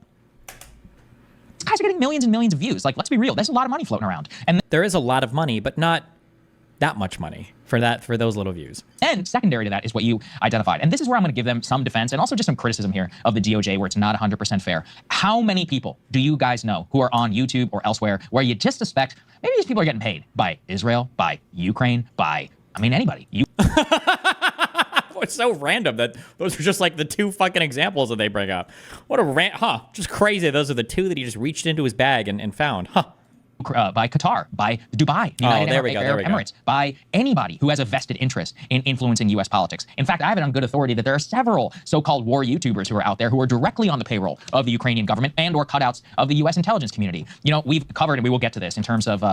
Wait, he didn't bring up Iran, did he? By Dubai, the United Arab Israel, by Ukraine, by... anybody. By Qatar, by Dubai, the United Arab Emirates, by anybody. He definitely thinks Dubai and the UAE are 2 separate countries, by the way. Okay, so it's just all like, why not bring up Saudi Arabia? Who has a vested interest in influencing U.S. politics. In fact, I have it on good authority that there are several so-called war YouTubers who are out there who are directly on the payroll of the Ukrainian government and or cutouts of the U.S. intelligence community. You know, we've covered, and we will get to this, in terms of secret Israeli influence operations, Qatari. Who? Wait, has he ever called them out before? Who does he has that on good authority? They might actually have on other. I wonder if they like really know, or if it's just like Destiny. So-called war YouTubers who are out there who are directly on the payroll of war YouTubers. You think he's referring to people like Dylan? Uh-oh. Of the Ukrainian government and or cutouts of the U.S. intelligence community. You know, we've covered, and we will get to this, in terms of secret Israeli influence operations, Qatari and influence operations, Iranian perhaps, influence operations with Oh, what, you think he's talking about the people that go and volunteer for Ukraine? Oh, maybe. Secret Israeli influence operations, Qatari and influence operations, Iranian perhaps, influence operations with the DOJ obviously is very particularly singling out this Russian scheme of $10 million. Now, is that an excuse? No, because here's the truth. People with ethics or people with scruples like us, we would never do this. We would never even be in a position where a deal like this even gets presented. Yeah. Because our representatives are very aware. They're like, no, it's not on the table. Not on the exactly. table. Yeah, exactly. And I mean, I would have a lot of questions beyond like, why does it say social justice? Yes. If someone's trying to throw that kind of money at you, that's an immediate red flag. And we wouldn't even be in a position to field those deals. You're exactly right, because the people we work with know that we would never, ever even consider going down that path. But I mean, the thing so your point is correct. There's obviously very selective enforcement of these laws. And if it's... What do you think about Ukraine's International Foreign Legion?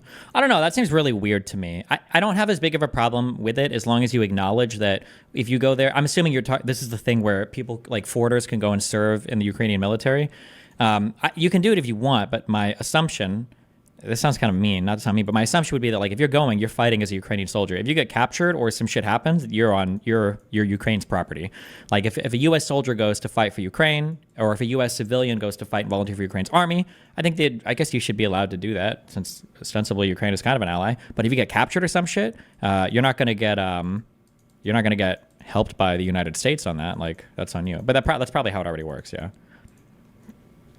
Friends then of official friends of the United States, then okay, no problem, fund whoever you want, run whatever influence campaigns you want. We're going to talk more about that when we talk about the sort of broader operation that they're conducting here, the DOJ is conducting under Merrick Garland. No doubt that it's selective enforcement, but also the specific thing they're accused of, not Tim Pool, not Dave Rubin, not whoever, but these Russian nationals are accused of. I mean, it obviously is illegal and should be illegal if the allegations are correct, because not only, I mean, they adopted pseudonyms, they created a fake persona, they laundered this money through shell companies, they were in these Discord producer chats, like under pseudonyms, pretending to be people that they weren't, to manipulate this coverage. Like it is really dirty and nefarious. And the thing that disgusts me too, Sagar, is like, you're every time we have some opinions on Ukraine, on Israel, on what we've been accused of, taking money from this regime or that.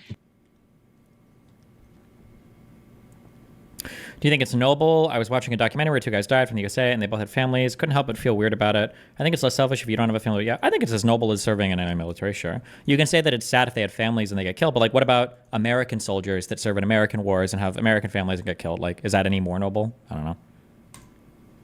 And so when you actually did it, you give so much credence. Well, I was going to get to that too. I'm really upset about it. You give so much credence to these arguments that anyone who has a view that's not the like official U.S. mainstream narrative, oh, well, they really have a secret agenda. Oh, they're really, People are saying Lauren Chen's YouTube account got deleted. RIP.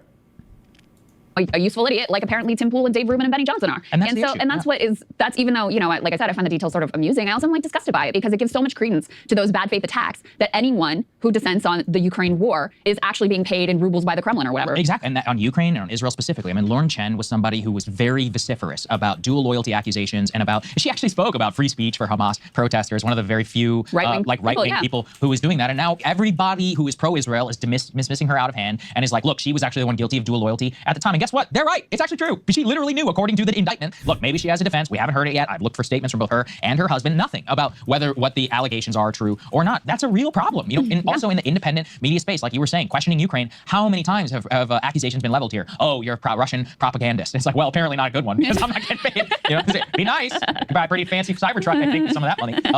But this is the issue, is that now all of independent people, especially people with dissenting views, are going to get smeared to high heaven by all of these, who knows, the Mueller she wrote, Empty Wheel, all of these lunatics, literal Russiagate-obsessed lunatics. They're having the greatest field day that they've ever had. I even see, generals, people like Mark Hertling over at CNN. He's like, this is the tip of the iceberg of the Russian propaganda machine and all that. And they're going to take this kernel and explode it out to anybody who has a dissenting view. So I guess if any other independent creators and all that are out there, it is so imperative. Actually, the onus is on you. And I don't think it's fair, right? Because CNN is paying its bills with pharma money money. So is Fox News and all these other people. And they don't have to answer any questions because theirs is legitimate and legal, and that's all cool. Yeah. But they take like, I can't. I'm done. Like, oh, yeah, well, these guys do this thing, and it's insane that they're allowed to do this. But, like, I guess since it's legal, it's fine.